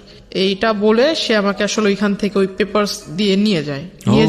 নিয়ে যাওয়ার পর সে আমাকে ডিরেক্টলি ওইখান থেকে নিয়ে যায়। ইভেন আমার মাকে যে ধাক্কা দিয়েছিল, আমার মা আমার বোন কিন্তু খুব কান্না করতেছে, আমার বোন ওকে দেখে কান্না করতেছে। আমার মা উঠতে উঠতে সে আমাকে গাড়িতে মানে উঠায় ফেলছে, আমাকে শুধু বলতেছে যে এই পেপারস গুলো কিন্তু সবকিছু, তুই যে এখন যদি না যাস তাহলে যে তোর মা বোনকে যে ছেড়ে যাচ্ছে এরাও কিন্তু থাকবে না, ভাবিস না, আমাকে এটা বলে। তো আমার কাছে আমি সর্বোপরি আমার বোন আমার কাছে সবচেয়ে প্রিয়, আর আমার মাও আমার কাছে সবচেয়ে প্রিয়। তো আমি ওর সাথে যাওয়ার পর এটা যাই বললে ভুল হবে, সে আমাকে নিয়ে যায় জোরপূর্বক। আমাকে নিয়ে সে ডিরেক্টলি এক মহিলা, তারই পরিচিত এক মহিলা, ওই মহিলার বাড়িতে 4 দিন ছিলাম। 5 দিনের দিন সে অ্যারেস্ট হয়। তো 4 দিনই সে আমাকে খুব টর্চার করেছে মহিলাটা, মানে দিনের বেলা মানে খাবারের টাইমে খাবার দিত, খাবারের টাইমটা শেষ তখনই এসে মানে বারবার বলতো যে তুই এরকম কেন করছিস, তুই যদি তার সাথে সাংসারিক জীবন যদি না শুরু করিস তাহলে মানে তোর এই ফ্যামিলির সমস্যা হবে, এই পেপারস দিয়ে অনেক সমস্যা করব। ইভেন আমার কাছে যে ফোন ছিল, ফোনটাও ওই লোক নিয়ে নিছে, ওই লোকে সিম নিয়ে নিছে, ফোনটা ওই মহিলা নিয়ে নিছে, ফোন তার কাছে। তখন তাকে রিকোয়েস্ট করতেছি যে আপা দেখেন আপনার তো সন্তান আছে, আপনার যে ছোট্ট বাচ্চা আছে, আমার নিজেরও একটা ছোট বোন আছে, তো আপনি আমাকে আপনার সন্তানের জায়গায় রেখে আমাকে উপকার করেন, আপনার সামনে এই ঘটনাটা ঘটছে, আপনি কি কিছুই বলবেন না ওই লোকটাকে? আপনি কি একবার জিজ্ঞাসা করেছেন যে সে তার সাথে আমার কিভাবে পরিচয় হলো, কিভাবে সে আমাকে এখানে নিয়ে আসলো, আর আপনি বা তাকে কিভাবে রাইট দিলেন আপনার এখানে আমাকে নিয়ে এনে রাখার? আর যে সন্ধ্যাবেলা যেটা হতো সেটাও গেট লক করে ওই আমাকে বলতো যে অ্যারোসল দিতে হবে রুমের ভিতরে, 15 মিনিট তোমাকে বাইরে থাকতে হবে। পরে কি বুঝতে পেরেছেন যে আসলে সে কি করতো? হ্যাঁ, পরে এটা জানতে পেরেছি। আচ্ছা, আমরা একটু সামনের দিকে আগাই। তারপর তো পরে ওই ঘটনার শেষ হলো। 5 দিনের দিন তাকে কিভাবে অ্যারেস্ট করলো পুলিশ আমি জানি না, হয়তো 5 দিনের দিন, এই 5টা দিন আপনি তার সে ছিল না, সে মাঝখানে 4 দিন আমি ওই মহিলার বাসায় ছিলাম, 2 দিন সে আমার ওখানে যায়। 2 দিনে গিয়ে যে আমি আপনাকে বললাম যে আমার প্রচুর ঘুম হতো, কেন হতো এটা আমার কাছে কোনো আনসার ছিল না। আর দুপুরে যে খাবার ছিল, এখন আমি যার বাসায় আছি তাকে তো আর আমি বলতে পারি না যে আমার ইচ্ছে মতো খাবার দেন, আমি যেটা খাবো সেটাই আমাকে দিতে হবে। এখন সে যেটা দিচ্ছে আমার কোনো মতো খেতে হবে। আপনি কি সারাক্ষণ রুম বন্দি ছিলেন নাকি বাসায়? রুমের ভিতরে বন্দি, মানে তাদের বাহিরের বের হইতে দিত না। যে রুমটাতে আমাকে রেখেছিল ওই রুমটাতেই, মানে রুমের ভিতরে কোনো ধরনের কোনো শাউট করা বা কারো হেল্প চাওয়া এটা করার সুযোগ ছিল সে না? আমাকে খাবার দিত। মেবি 10 তলাতে ছিল ফ্ল্যাটটা, আর একদম উইন্ডো নাই, শুধু একটা ছোট্ট একটা ব্যালকনি আছে, কিন্তু ব্যালকনির পাশে অন্য কোনো ফ্ল্যাট নেই, ঠিক আছে? একদম সামনে একদম খোলা পুকুরের মতো দেখা যাচ্ছে আর কি। আর সে খাবারটা যে দিত, মিলটা থাকতো আপনার ভাত এবং ডাল। এখন আমার সন্দেহ হতো যে ডালের ভিতরে কি এমন কিছু আছে যে আমার প্রচন্ড ঘুম আসে। আর ওই 2 দিন, মানে যে 2 দিন ওই লোকটা আসছিল, ওই 2 দিন আসলে সে আসছিল যেটা আমি জানি না, কিন্তু সে যাওয়ার পর আমি জানতে পারছি, ওই মহিলা বলছে যে উনি আসছিল। তো এর মাঝে যে কি হয়েছে আসলে আমার মনে নাই, কিন্তু আমার বডি নিয়ে আমার একটু ফিল হচ্ছিল যে আমার সামথিং চেঞ্জ। হ্যাঁ, আমার মানে প্রচুর শরীর ব্যথা করছিল। তখন আমি তাকে জিজ্ঞাসা করলাম যে আচ্ছা, আমি তো মানে আমি ওরকম কোনো হার্ড ওয়ার্কিংও করি নাই, বা আমি তো শুধু খাটের উপরই বসে আছি, তো আসলে আমার মানে শরীরটা কেমন যেন লাগতেছে, যে আপনার কাছে যদি ব্যথার ট্যাবলেট থাকে আমাকে একটু দেন। তো বলতেছে না, তোমার কিচ্ছু হয়নি, তুমি সুস্থ, হয়তো রুমের ভিতরে সারাক্ষণ বসে থাকো এই জন্য এরকম। তো আমি বললাম যে রুমে যেহেতু সারাক্ষণ আপনি বলতেছেন আমি বসে থাকি, তাহলে আপনার ওখানে কোনো একটা কাজটা দেন, আমি ছোট ছোট মানে আপনাকে হেল্প করি, আপনার কাজে হেল্প করি। বলতেছে না, তোমার ওই রুমেই বসে থাকো। তো মানে আপনি তো নর্মালি ছিলেন, আপনার কথা শুনে যেটা মনে হচ্ছে মেন্টালি নর্মাল ছিলেন। লাইক আপনাকে তো এক জায়গায় ব্লক করে ফেলেছে, আপনার তো সামহাউ ফ্যামিলি ওখান থেকে এসকেপ করার কথা। ওইখান থেকে আপনার একটা আর্জি থাকা উচিত যে যে কোনোভাবে হোক আমাকে এখান থেকে বের করো, বা এরকম কিছু একটা। না, এটা তাকে, ওই মহিলাকে তো অনেকবার কনভিন্স করেছি, প্লাস ওই মহিলার সাথে দেখা করার জন্য ওনাদেরই দলের কিছু লোক এসেছে, মানে এটা দেখার জন্য যে আসলে ওই লোক আমাকে কেনই বা আনছে এখানে, এনে এখানে রাখছে। মানে তাড়াতাড়ি মানে যে মহিলাটার বাসায় রাখলো, ওই মহিলার সাথে ওই লোকের খুব ভালো রিলেশন, আবার ওই লোকের অগোচরে, ওই ব্যক্তির অগোচরে ওই মহিলা আবার তাদেরই দলের যে তাদের যে রাজনৈতিক দল, ওই দলের মানুষদের সাথে ওই লোকের ব্যাপারে খারাপ আলোচনা করতেছে। এটা আমি আমার রুম থেকে শুনছি, বাইরে যারা কথা হচ্ছে। তখন আমাকে হঠাৎ ডাকলো সবাই, ডাকার পর আমাকে বলতেছে আচ্ছা, আপনার ভিতরে এমন কি দেখে সে এত পাগল হয়েছে? আসলে কি আপনাদের জমি জমার জন্য কি আপনাকে বিয়ে করা, নাকি আপনাদের সাথে আসলে ভালোবাসার কোনো সম্পর্ক আছে? তখন আমি তাদেরকে ফুল ডিটেলস বলি। তো আমি বললাম যে দেখেন, পারলে আমাকে একটু মানে একটু উপকার করেন, হয় আমার বাড়ির লোকের সাথে কথা বলায় দেন, আর না হয় আমাকে আপনার নিজ দায়িত্বে বাড়িতে পৌঁছায় দেন। এর বিনিময়ে যদি টাকা পয়সা চান, আমি চেষ্টা করবো আমার বাড়ি থেকে নিয়ে দেওয়ার জন্য। তখন আমাকে ওই যে একটা লোক আর কি বলে, একটা ব্যাড প্রপোজাল দেয় যে এইটা যেহেতু সে তার মতো একটা বুড়া লোক যদি মানে আপনার সাথে এরকম করার চিন্তা ভাবনা করতে পারে, তাহলে আমরা করলে সমস্যা কোথায়? আমরা তো এরকম চাইলেও পাই না। তারা আমাকে বলতেছে যে আমাদের লিডারের মতো লোক যদি এইটা করার সিদ্ধান্ত নিতে পারে, তাহলে আমাদের কাছে তো মেয়েরা আসতেই চায় না। আমরা কি ভুল করছি? আমরা কেন এরকম পাই না? তো আমাকে সে ব্যাড প্রপোজাল দেয়। তখন আমি আসলে বুঝতে পারি যে আসলে এও হলো ওই কোয়ালিটিরই মানুষ, মানে স্কিপ করার কোনো রাস্তা নাই না। এদেরকে আমি বললে তো আর উল্টা তাদের আবার এই সমস্ত ওদের সাথে যা যা কথা হয়েছে আমার কাছ থেকে তো সমস্ত কিছু শুনছে। শোনার পর আমি যে ওই লোকের কথা বললাম, ওই লোক খারাপ, এটা সেটা যে বললাম, এগুলো আবার যা ওই লোকের কাছে বলে দিছে। প্রিয় শ্রোতা, এখানে একটা বিষয় আপনাদেরকে পরিষ্কার করতে চাই। জান্নাতকে বা জান্নাতের আজকের এই জীবনের জন্য জান্নাতের ভাষ্য অনুযায়ী যে ব্যক্তিটি দায়ী, আমরা তার নাম পরিচয় এখানে উপস্থাপন করছি না, যেহেতু এটা ইনভেস্টিগেটেড শো না। কিন্তু আমরা অনুষ্ঠানের শেষে গিয়ে তাকে ফোনে কানেক্ট করব, তার নাম পরিচয় গোপন রেখেই আমরা তাকে ফোনে কানেক্ট করব এবং তার বক্তব্য আমরা আজকে আপনাদেরকে শোনাবো। আমরা প্রথমে জান্নাতকে বা জান্নাতের যে পরিবার এখানে এসেছে তাদের সবাইকে ফ্লোর দিতে চাই, তাদের কথা শুনতে চাই, এবং সেখান থেকে যে প্রশ্নগুলো উদ্ভাবন হবে সেগুলো নিয়ে আমরা যে ব্যক্তিটি আজকে জান্নাতের জীবনের জন্য এই জায়গাটায় দায়ী, তার সঙ্গে আমরা কথা বলবো একেবারে অনুষ্ঠানের শেষে। সুতরাং সঙ্গে থাকবেন আশা করছি। এখানে একটা বিষয় আপনাদেরকে পরিষ্কার করতে চাই। জান্নাতকে বা জান্নাতের আজকের এই জীবনের জন্য জান্নাতের ভাষ্য অনুযায়ী যে ব্যক্তিটি দায়ী, আমরা তার নাম পরিচয় এখানে উপস্থাপন করছি না, যেহেতু এটা ইনভেস্টিগেটেড শো না। কিন্তু আমরা অনুষ্ঠানের শেষে গিয়ে তাকে ফোনে কানেক্ট করব, তার নাম পরিচয় গোপন রেখেই আমরা তাকে ফোনে কানেক্ট করব এবং তার বক্তব্য আমরা আজকে আপনাদেরকে শোনাবো। আমরা প্রথমে জান্নাতকে বা জান্নাতের যে পরিবার এখানে এসেছে তাদের সবাইকে ফ্লোর দিতে চাই, তাদের কথা শুনতে চাই, এবং সেখান থেকে যে প্রশ্নগুলো উদ্ভাবন হবে সেগুলো নিয়ে আমরা যে ব্যক্তিটি আজকে জান্নাতের জীবনের জন্য এই জায়গাটায় দায়ী, তার সঙ্গে আমরা কথা বলবো একেবারে অনুষ্ঠানের শেষে, সুতরাং সঙ্গেই থাকবেন আশা করছি। আমি কথা না বাড়িয়ে গেস্টের কাছে আবারও ফিরতে চাই, আমরা যেখানটায় ছিলাম তারপর। ওই লোক 5 দিনের যেদিন ধরা খায় ওই দিন দিনের বেলা সে আসে, আইসা মানে আমাকে জিজ্ঞাসা করে যে তুই এগুলো বলছিস আমার নেতা কর্মীর কাছে। আমি বললাম না তো, আমি এত কিছু তো বলিনি। তো বলতেছে না যে এগুলো বলছিস, তার আমার তো আমাকে মিথ্যা বলেন। আপনি স্কিপ করেন কিভাবে ওখান থেকে?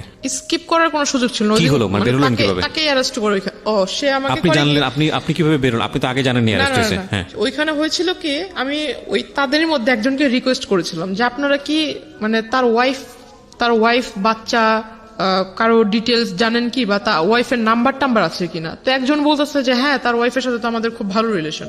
তাই আমি বললাম আপনি একটু পারলে ওনার ওয়াইফের সাথে আমার কথা বলায় দেন, আর না হলে ওনার ওয়াইফকে এখানে আসতে বলেন। ওনাকে বলি, তো ওই লোকটা করছে কি যে ওই লোকটা আবার আমাকে ওই দিনই বললো যে তুমি আমার বোনের মতো, এরকম করে বললো। তো আমি আবার একটু বিলিভ করে ফেললাম, যেহেতু বোন বলছে হয়তো ভালোই হবে। তো উনি করছে কি ওনার ওয়াইফকে আনছে, আনার পর ওনার ওয়াইফ আমাকে বলতেছে যে চল তুই আমার সাথে চল, মানে খুব রাগান্বিত হয়ে বলতেছে।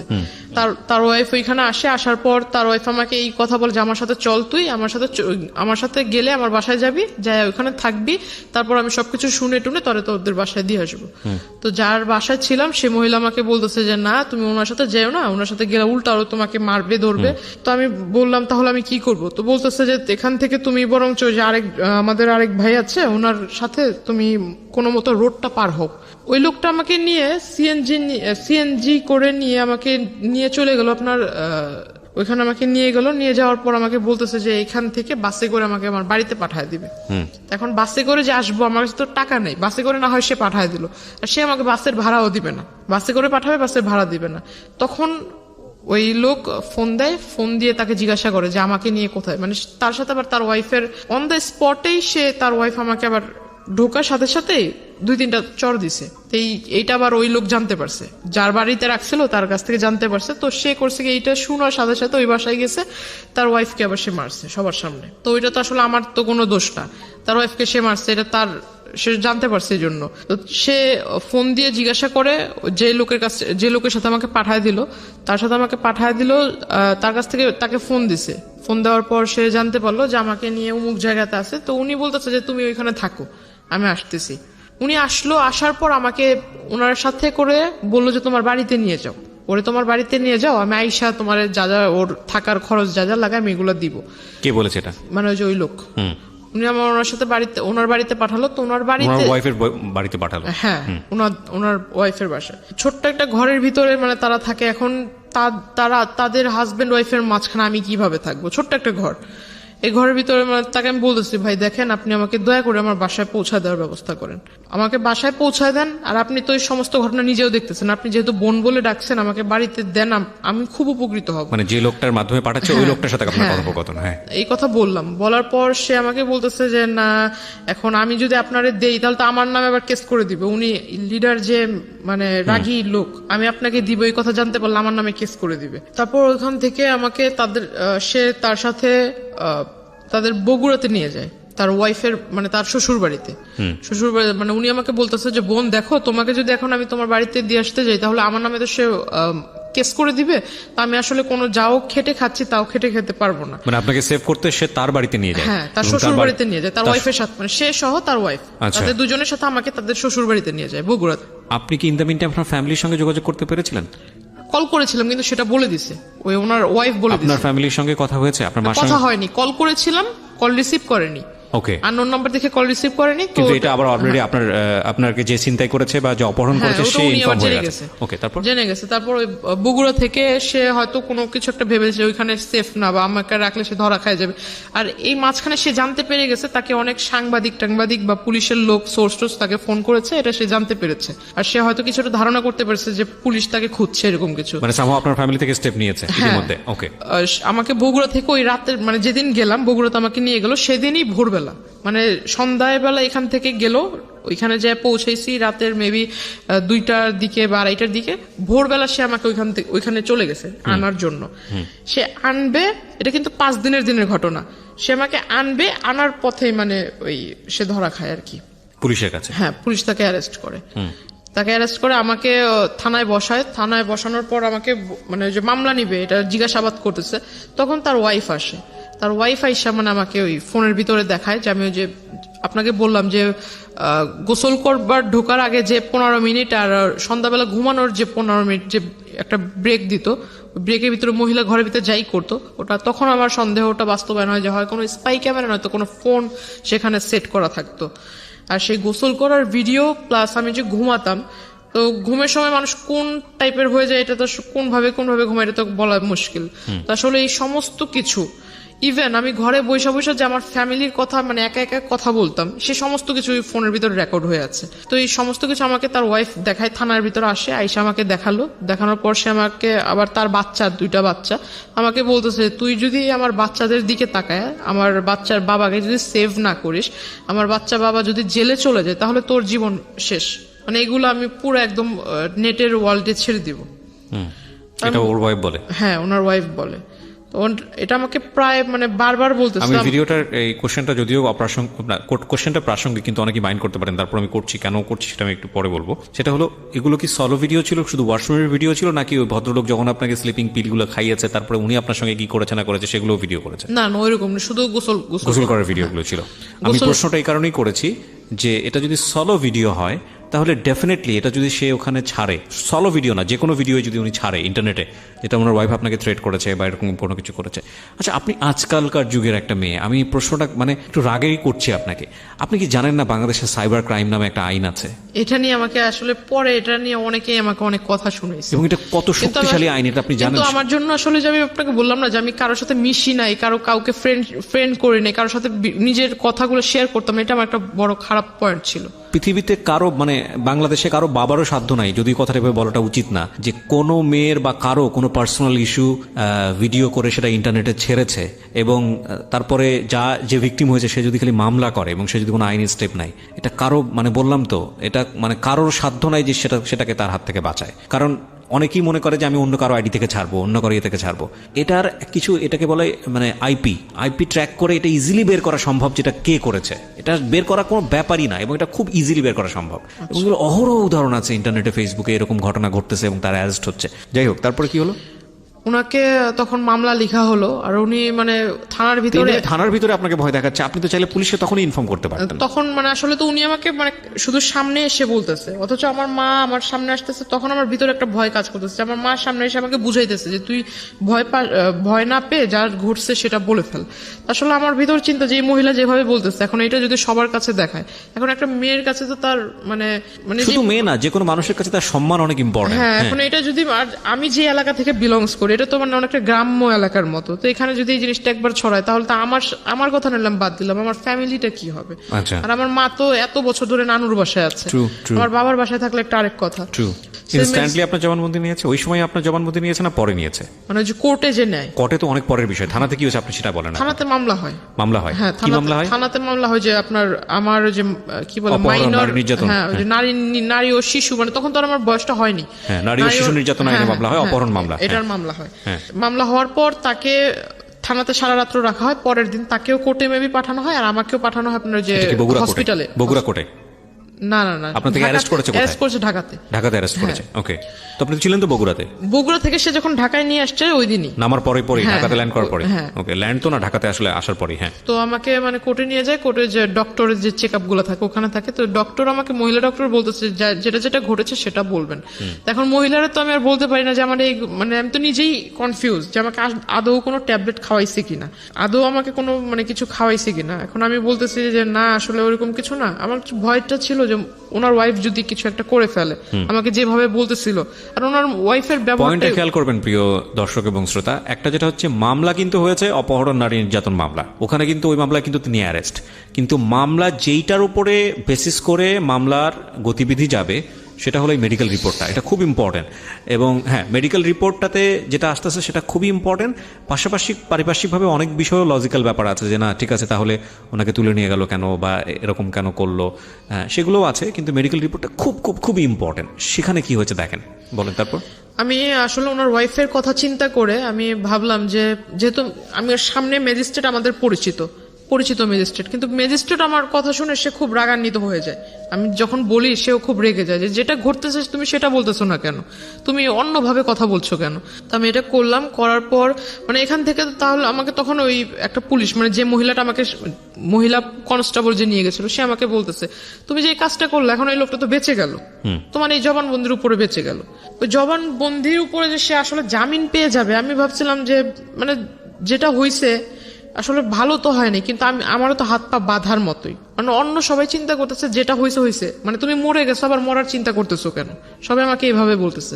তা আমার কথা হইতেছে যে বাবা যখন দেখবে, মা যখন দেখবে এই বিষয়টা, তখন কি ভাববে।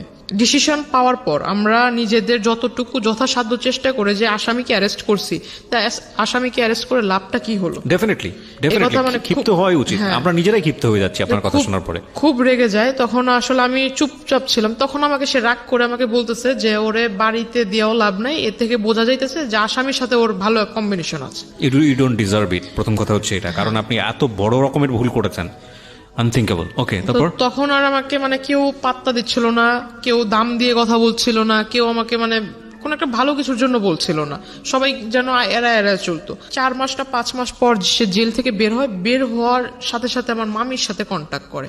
আমার মামির সাথে একটা ভালো রিলেশন তৈরি করে ফেলে, মামির কাছে এই পিকচার গুলো পাঠায়, মামি আমাকে এই পিকচার গুলো দেখায়। মামিকে পিকচার কি নেটের মাধ্যমে পাঠিয়েছে নাকি মেইল করে? মেসেঞ্জারে উনি পাঠিয়েছে। সেটা তো নেটে ছাড়া হলো না, ব্যক্তিগতভাবে আদান প্রদান হয়েছে, কিন্তু নেটে ছেড়েছে আপনি নিশ্চিত হয়েছেন কিভাবে? এটা তো মামির ফোন থেকে, মানে ওনার যে আপনার আইডি খুলে যে ওইটাতে ছাড়ছে সেটার লিংক মামিকে দিয়েছে, আইডির লিংকটা।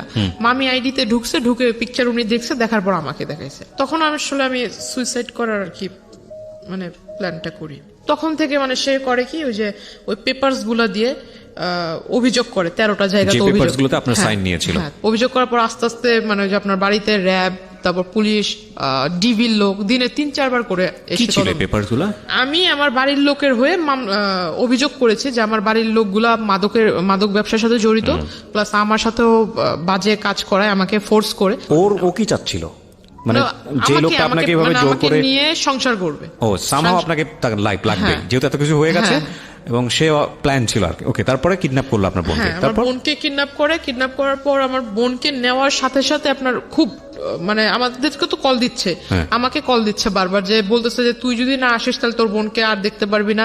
বোনটা তখন 2 বছর, মানে 2 বছর বেবি, কত ছোট, তো ওকে আসলে খুব মারতেছিল, সেটা আমিও শুনতেছিলাম। ফোন লাউডে ছিল, প্লাস এটা আসলে ওই ট্র্যাক করা হচ্ছিল, প্রশাসনের লোক ট্র্যাক করতেছিল যে যা যা কথা হচ্ছিল। তো আমার বোনকেও চর দিছে, আমার বোনকে নিচে ফেলে আমার বোনের মাথার উপরও বুট জুতো দিয়ে মানে কি বলো ওটাকে মানে চাপ দিচ্ছিল। আমি প্রিয় দর্শক এবং শ্রোতা, এই পার্টটাতে ওনার যে ছোট বোন এবং ওনার মা দুজনই স্টুডিওর বাইরে আছে, আমরা দুজনকে এখানে হাজির করছি, এবং ভিডিও পার্টে আমরা ওনার বোনের ফেসটা আমরা দেখাবো না, এবং যেহেতু ওনার অপ্রাপ্তবয়স্ক আমরা একটু নিয়ে আসতে চাই, আমরা একটু ওনাদের কাছ থেকেও জিজ্ঞাসাবাদ করতে চাই আসলে কি, বিশেষ করে ওনার ছোট বোনকে জিজ্ঞাসাবাদ করতে চাই। কি নাম তোমার? হীরা। আচ্ছা, হীরার বয়স হচ্ছে 4 বছর। ওকে যখন এটা করা হয়েছিল তখন 2 বছর বয়স আপনি বলছিলেন, তাহলে তোর মনে থাকার কথা না? তারপরেও আমি টুকটাক ওর আমাদের একটা প্লাস পয়েন্ট ছিল, আমাদের জন্য না, এটা প্রশাসনের জন্য প্লাস পয়েন্ট ছিল, যে প্রশাসন ওকে উদ্ধার করে, সেই প্রশাসনের কাছে ও যখন উদ্ধার করছে ওই অন দ্য স্পটে আসামিকে অ্যারেস্ট করার সাথে সাথে মানে ও কিন্তু ওকে যখন জিজ্ঞাসা করছে বাবু তোমার সাথে কি করছে, তখন মানে ও সমস্ত কিছু বলেছে। সেটা তো আমি মামলার চার্জশিটের মামলা যেটা হয়েছে আমি সেখানে দেখলাম, নিজের মুখে বলছে। হ্যাঁ, মামলাতে কাগজপত্র আছে, দেখে আমি কিছু পাই নাকি। তোমার কি মনে আছে হীরা যে 2 বছর আগে কি হয়েছিল, কে তোমাকে কোথায় নিয়ে গিয়েছিল মনে আছে? কুরআন দিছিল, মানে ঘুরাইছে, পা ধরে ঘুরাইছে। ও পা ধরে ঘুরিয়েছে। চিন্তা তুমি লোকটাকে? কানা। হ্যাঁ, ওর নাম আর কি, ও কানা বলে। কানা বলো তুমি ওকে?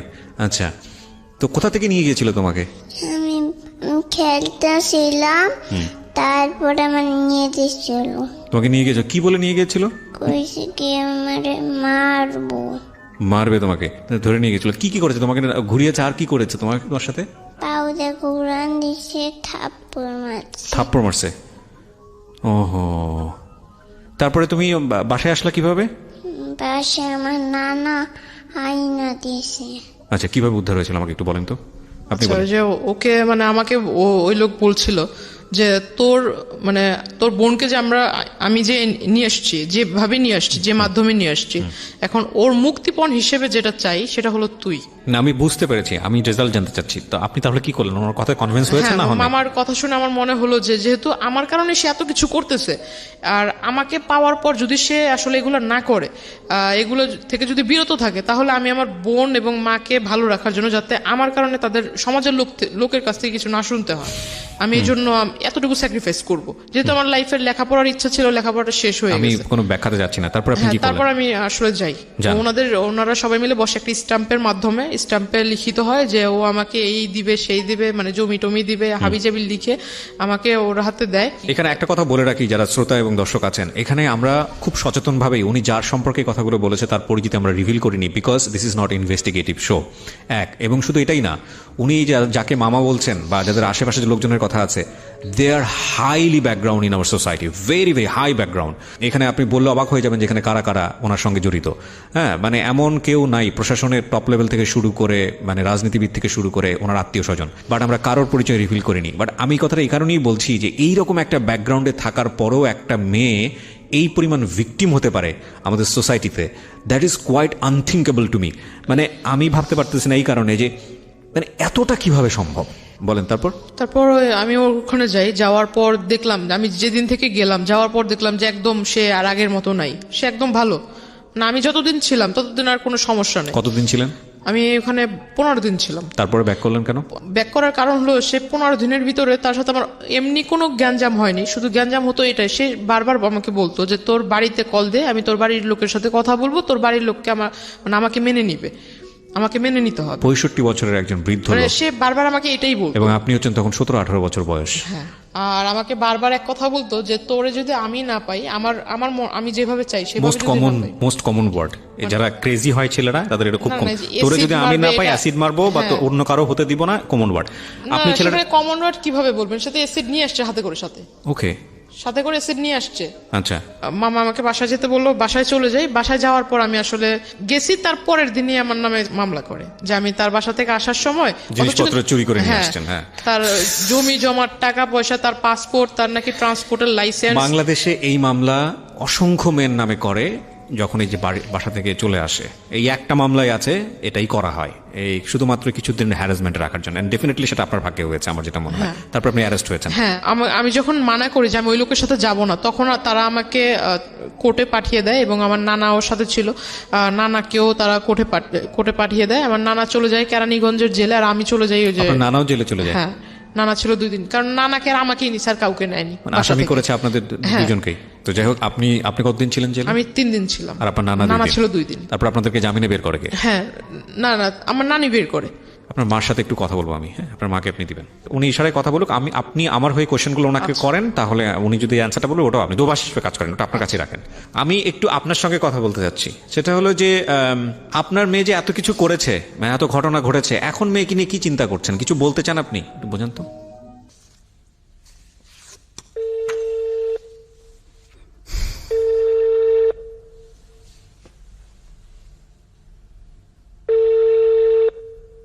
জি, আসসালামু আলাইকুম ভাইজান, কেমন আছেন? ভালো আছেন আপনি?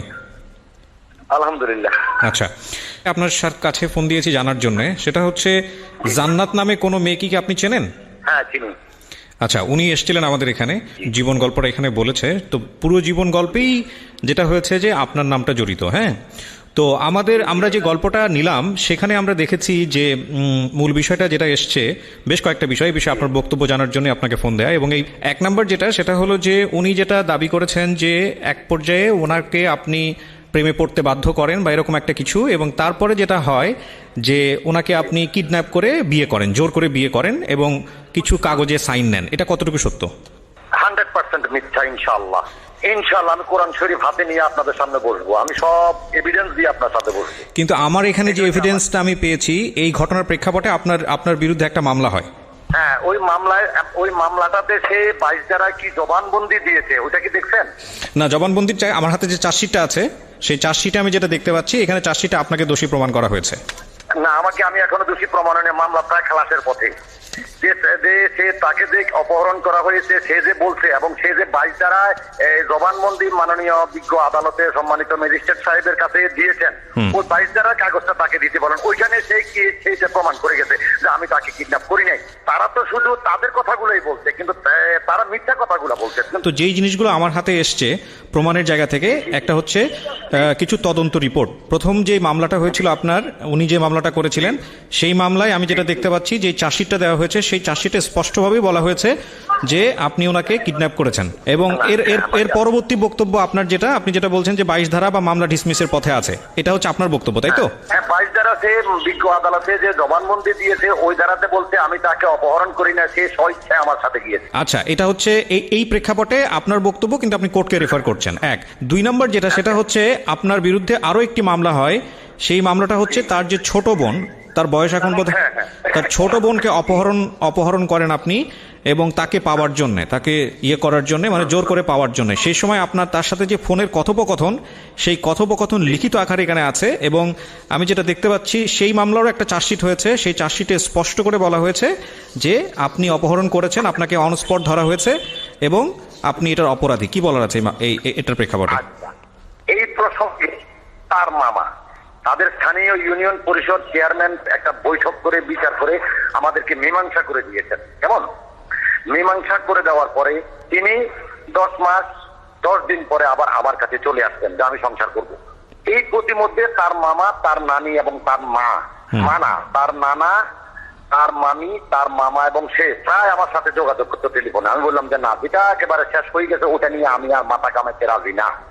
যেটাতে বিচার হয়েছে সম্মানিত চেয়ারম্যান সাহেব, মাননীয় চেয়ারম্যান সাহেব বৈঠক করে এটা মিনিমাইজ করে দিয়েছেন, ওইটাতে আমি আর যেতে রাজি নই। তখন সে বললে যে তুমি যদি আমাকে না নাও, আমি তো কলঙ্কিত হয়ে গেছি। আমার মা বাবা, আমি নানার বাড়িতে থাকি, আমার কোনো পরিচয় নাই। এখন আমার নানি আমাকে প্রথম যে মামলাটা, ওই মামলাটাও সে জেলে ছিল, ওই মামলায় সেও জেলে ছিল 16 দিন, আমি ছিলাম 21 দিন। আমারটা যখন তার এইজ প্রমাণ করে দিল আমার বউ বা আমার ছেলেমেয়েরা বা আমার লোকজনে, তখন মাননীয় আদালত আমাকে জামিন দিয়েছে। এজাহারে তার মামা তার ওই ছোট বোনকে নিয়ে আমার কাছে এসে বললেন যে তুমি একে রাখো, জান্নাতকে বা আমার মাকে ফোন দাও, জান্নাত চলে আসবে। মেয়ের জ্বালায় আমরা অস্থির, মেয়ে হয়ে গেছে, মেয়ে চরিত্রহীন। আমি বললাম যে না মামা, এটা কি বলেন, আমার পক্ষে এটা সম্ভব নয়।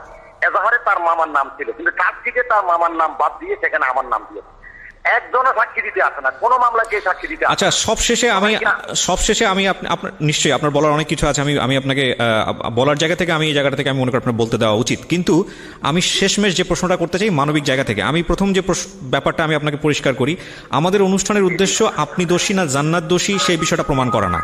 হ্যাঁ, আমাদের অনুষ্ঠানের উদ্দেশ্য হচ্ছে যে এই রকম একটা অসম প্রেম বা জান্নাত যে কথাগুলো বলেছে, বা আপনি আপনার পক্ষ থেকে যে কথাগুলো বলেছেন, মূলত ক্ষতি দুইজনেরই হয়েছে, রাইট? আপনারও ক্ষতি হয়েছে, তারও ক্ষতি হয়েছে। সো এই ক্ষতির বিষয়টা মানুষ জেনে মানুষ যাতে সচেতন হয়। আপনাদের দুজনের কারো দিকে আঙুল তোলা আমাদের অনুষ্ঠানের উদ্দেশ্য না। অনুষ্ঠানের মূল জায়গাটা হচ্ছে মানুষকে সচেতন করা। এবং একই সাথে আপনাকে এটাও বলতে চাই যে আমাদের এই যে আমরা আপনাদের দুজনকে দেখিয়ে মানুষকে সচেতন করছি, আর যদি দোষী বা নির্দোষের ব্যাপারটা থাকে সেটা সম্পূর্ণ এখতিয়ার হচ্ছে কোর্টের। আমরা শুধু কিছু কাগজ পেয়েছি এবং আমরা মনে হচ্ছে যে আপনার বক্তব্যটা জানা উচিত, সে অর্থে আপনার বক্তব্যটা জানলাম। এবার আমি আপনাকে কিছু প্রশ্ন করতে চাই। প্রথম কথা হচ্ছে আপনার বয়স, আমি যেটা দেখলাম কাগজে কলমে এখানে 50 বলা হয়েছে, তো হ্যাঁ, তো এই যে 50 বছর বয়স বা যাই বলি না কেন, এইরকম একটা বয়সে থেকে পূর্বে স্ত্রী থাকা অবস্থায়, বাচ্চা থাকা অবস্থায় এরকম একটা আন্ডার এজ মেয়ের সঙ্গে আপনার সম্পর্কে যাওয়ার প্রয়োজনটা কি ছিল? আপনি শুধু এই বিষয়টা বলেন। আমার কোনো প্রয়োজন ছিল না। তার নানি এবং তার নানি যখন যে মামলাটা বিনা দোষে আমাকে এবং তাকে জেলে দিয়েছিল প্রথম মামলাটা, এই মামলার পরিপ্রেক্ষিতে সে জামিন পেয়েছে, আমি জামিন পেয়েছি। জামিন পেয়ে আসার পর সে কার কাছে খবর পেলো আমার জামিন হয়েছে, সে আমাকে টেলিফোনে, আমার ফেসবুকে যাবতীয় টেলিফোন মানে করতে করতে আমাকে অস্থির বানায় ফেলছে যে আমি আপনার কাছে মাপ পাবো, দেখা করবো, এই করবো, সেই করবো, অনেক কথা। তখন আমি আমার বউকে জিজ্ঞাসা করলাম আমি কি যাবো? বলে তোমাকে এত মান সম্মান, তুমি একটা রাজনৈতিক নেতৃত্ব, তোমার জীবন ধ্বংস করে দিও, তুমি আবার তার সাথে কেন দেখা করবা? আমি বললাম না যাই, নো প্রবলেম, অসুবিধা নাই, তুমি কোনো চিন্তা করো না, আমার কোনো ওই ধরনের টেন্ডেন্সি নেই। আমি তাকে মেয়ের মতোই জানতাম ভাই, বুঝছেন? আপনি তাকে মেয়ের মতো জানতেন, সে আপনাকে বিয়ে করতে চেয়েছে, এগুলো কি বিশ্বাসযোগ্য? মানে আপনি বলেন, আপনি যদি একটা রাজনীতি ব্যক্তিত্ব হয়ে থাকেন, মানে আমাকে কি বিয়ে ভাই, আমাকে যদি তার ভয়েস রেকর্ড গুলো আপনি শোনেন, আমার কাছে সব আছে তথ্য। ওরা কিন্তু ওদের গুলা দিয়েছে, আমি কিন্তু আমার গুলা এবং ওদের গুলা দুইটা আপনাকে প্রডিউস করবো। আমার লক্ষ লক্ষ টাকা নিয়েছে, তারা জেলও ছিল, তাদের বিরুদ্ধে আমি মামলা করছি, তাদেরকে আমি জেলও খাটাইছি। কিন্তু তার ভয়েস রেকর্ড গুলা, তার চ্যাটিং গুলা, তার ভিডিও সিডি গুলা যদি আপনি দেখেন, তাহলে আমি তাকে দোষী করি না, কিন্তু তার সম্পূর্ণ দোষ হচ্ছে তার নানি। ডেফিনেটলি। সো এই হচ্ছে জান্নাতের জীবন গল্প। আমি শেষ বেলায় এসে খুব ছোট্ট করে যে কথাটি বলতে চাই সেটা হলো যে জান্নাত কতটুকু ভুল করেছে, কিংবা যে ব্যক্তিটি, যিনি 50 ব্যক্তি জান্নাতের এই জীবনের জন্য দায়ী, যিনি নিজেকে এখনো জান্নাতের স্বামী বলে দাবি করলেন, তিনি কতটুকু ভুল করেছেন সেটা আমাদের আজকের এই অনুষ্ঠানে আঙ্গুল দিয়ে তাদের দুজনকে আঙ্গুল দেয়া বা আঙ্গুল দিয়ে দেখিয়ে দেওয়া আমাদের উদ্দেশ্য নয়। আমরা শুধু বলতে চাই যে জান্নাতের মতো ভুল যেন আপনি না করেন।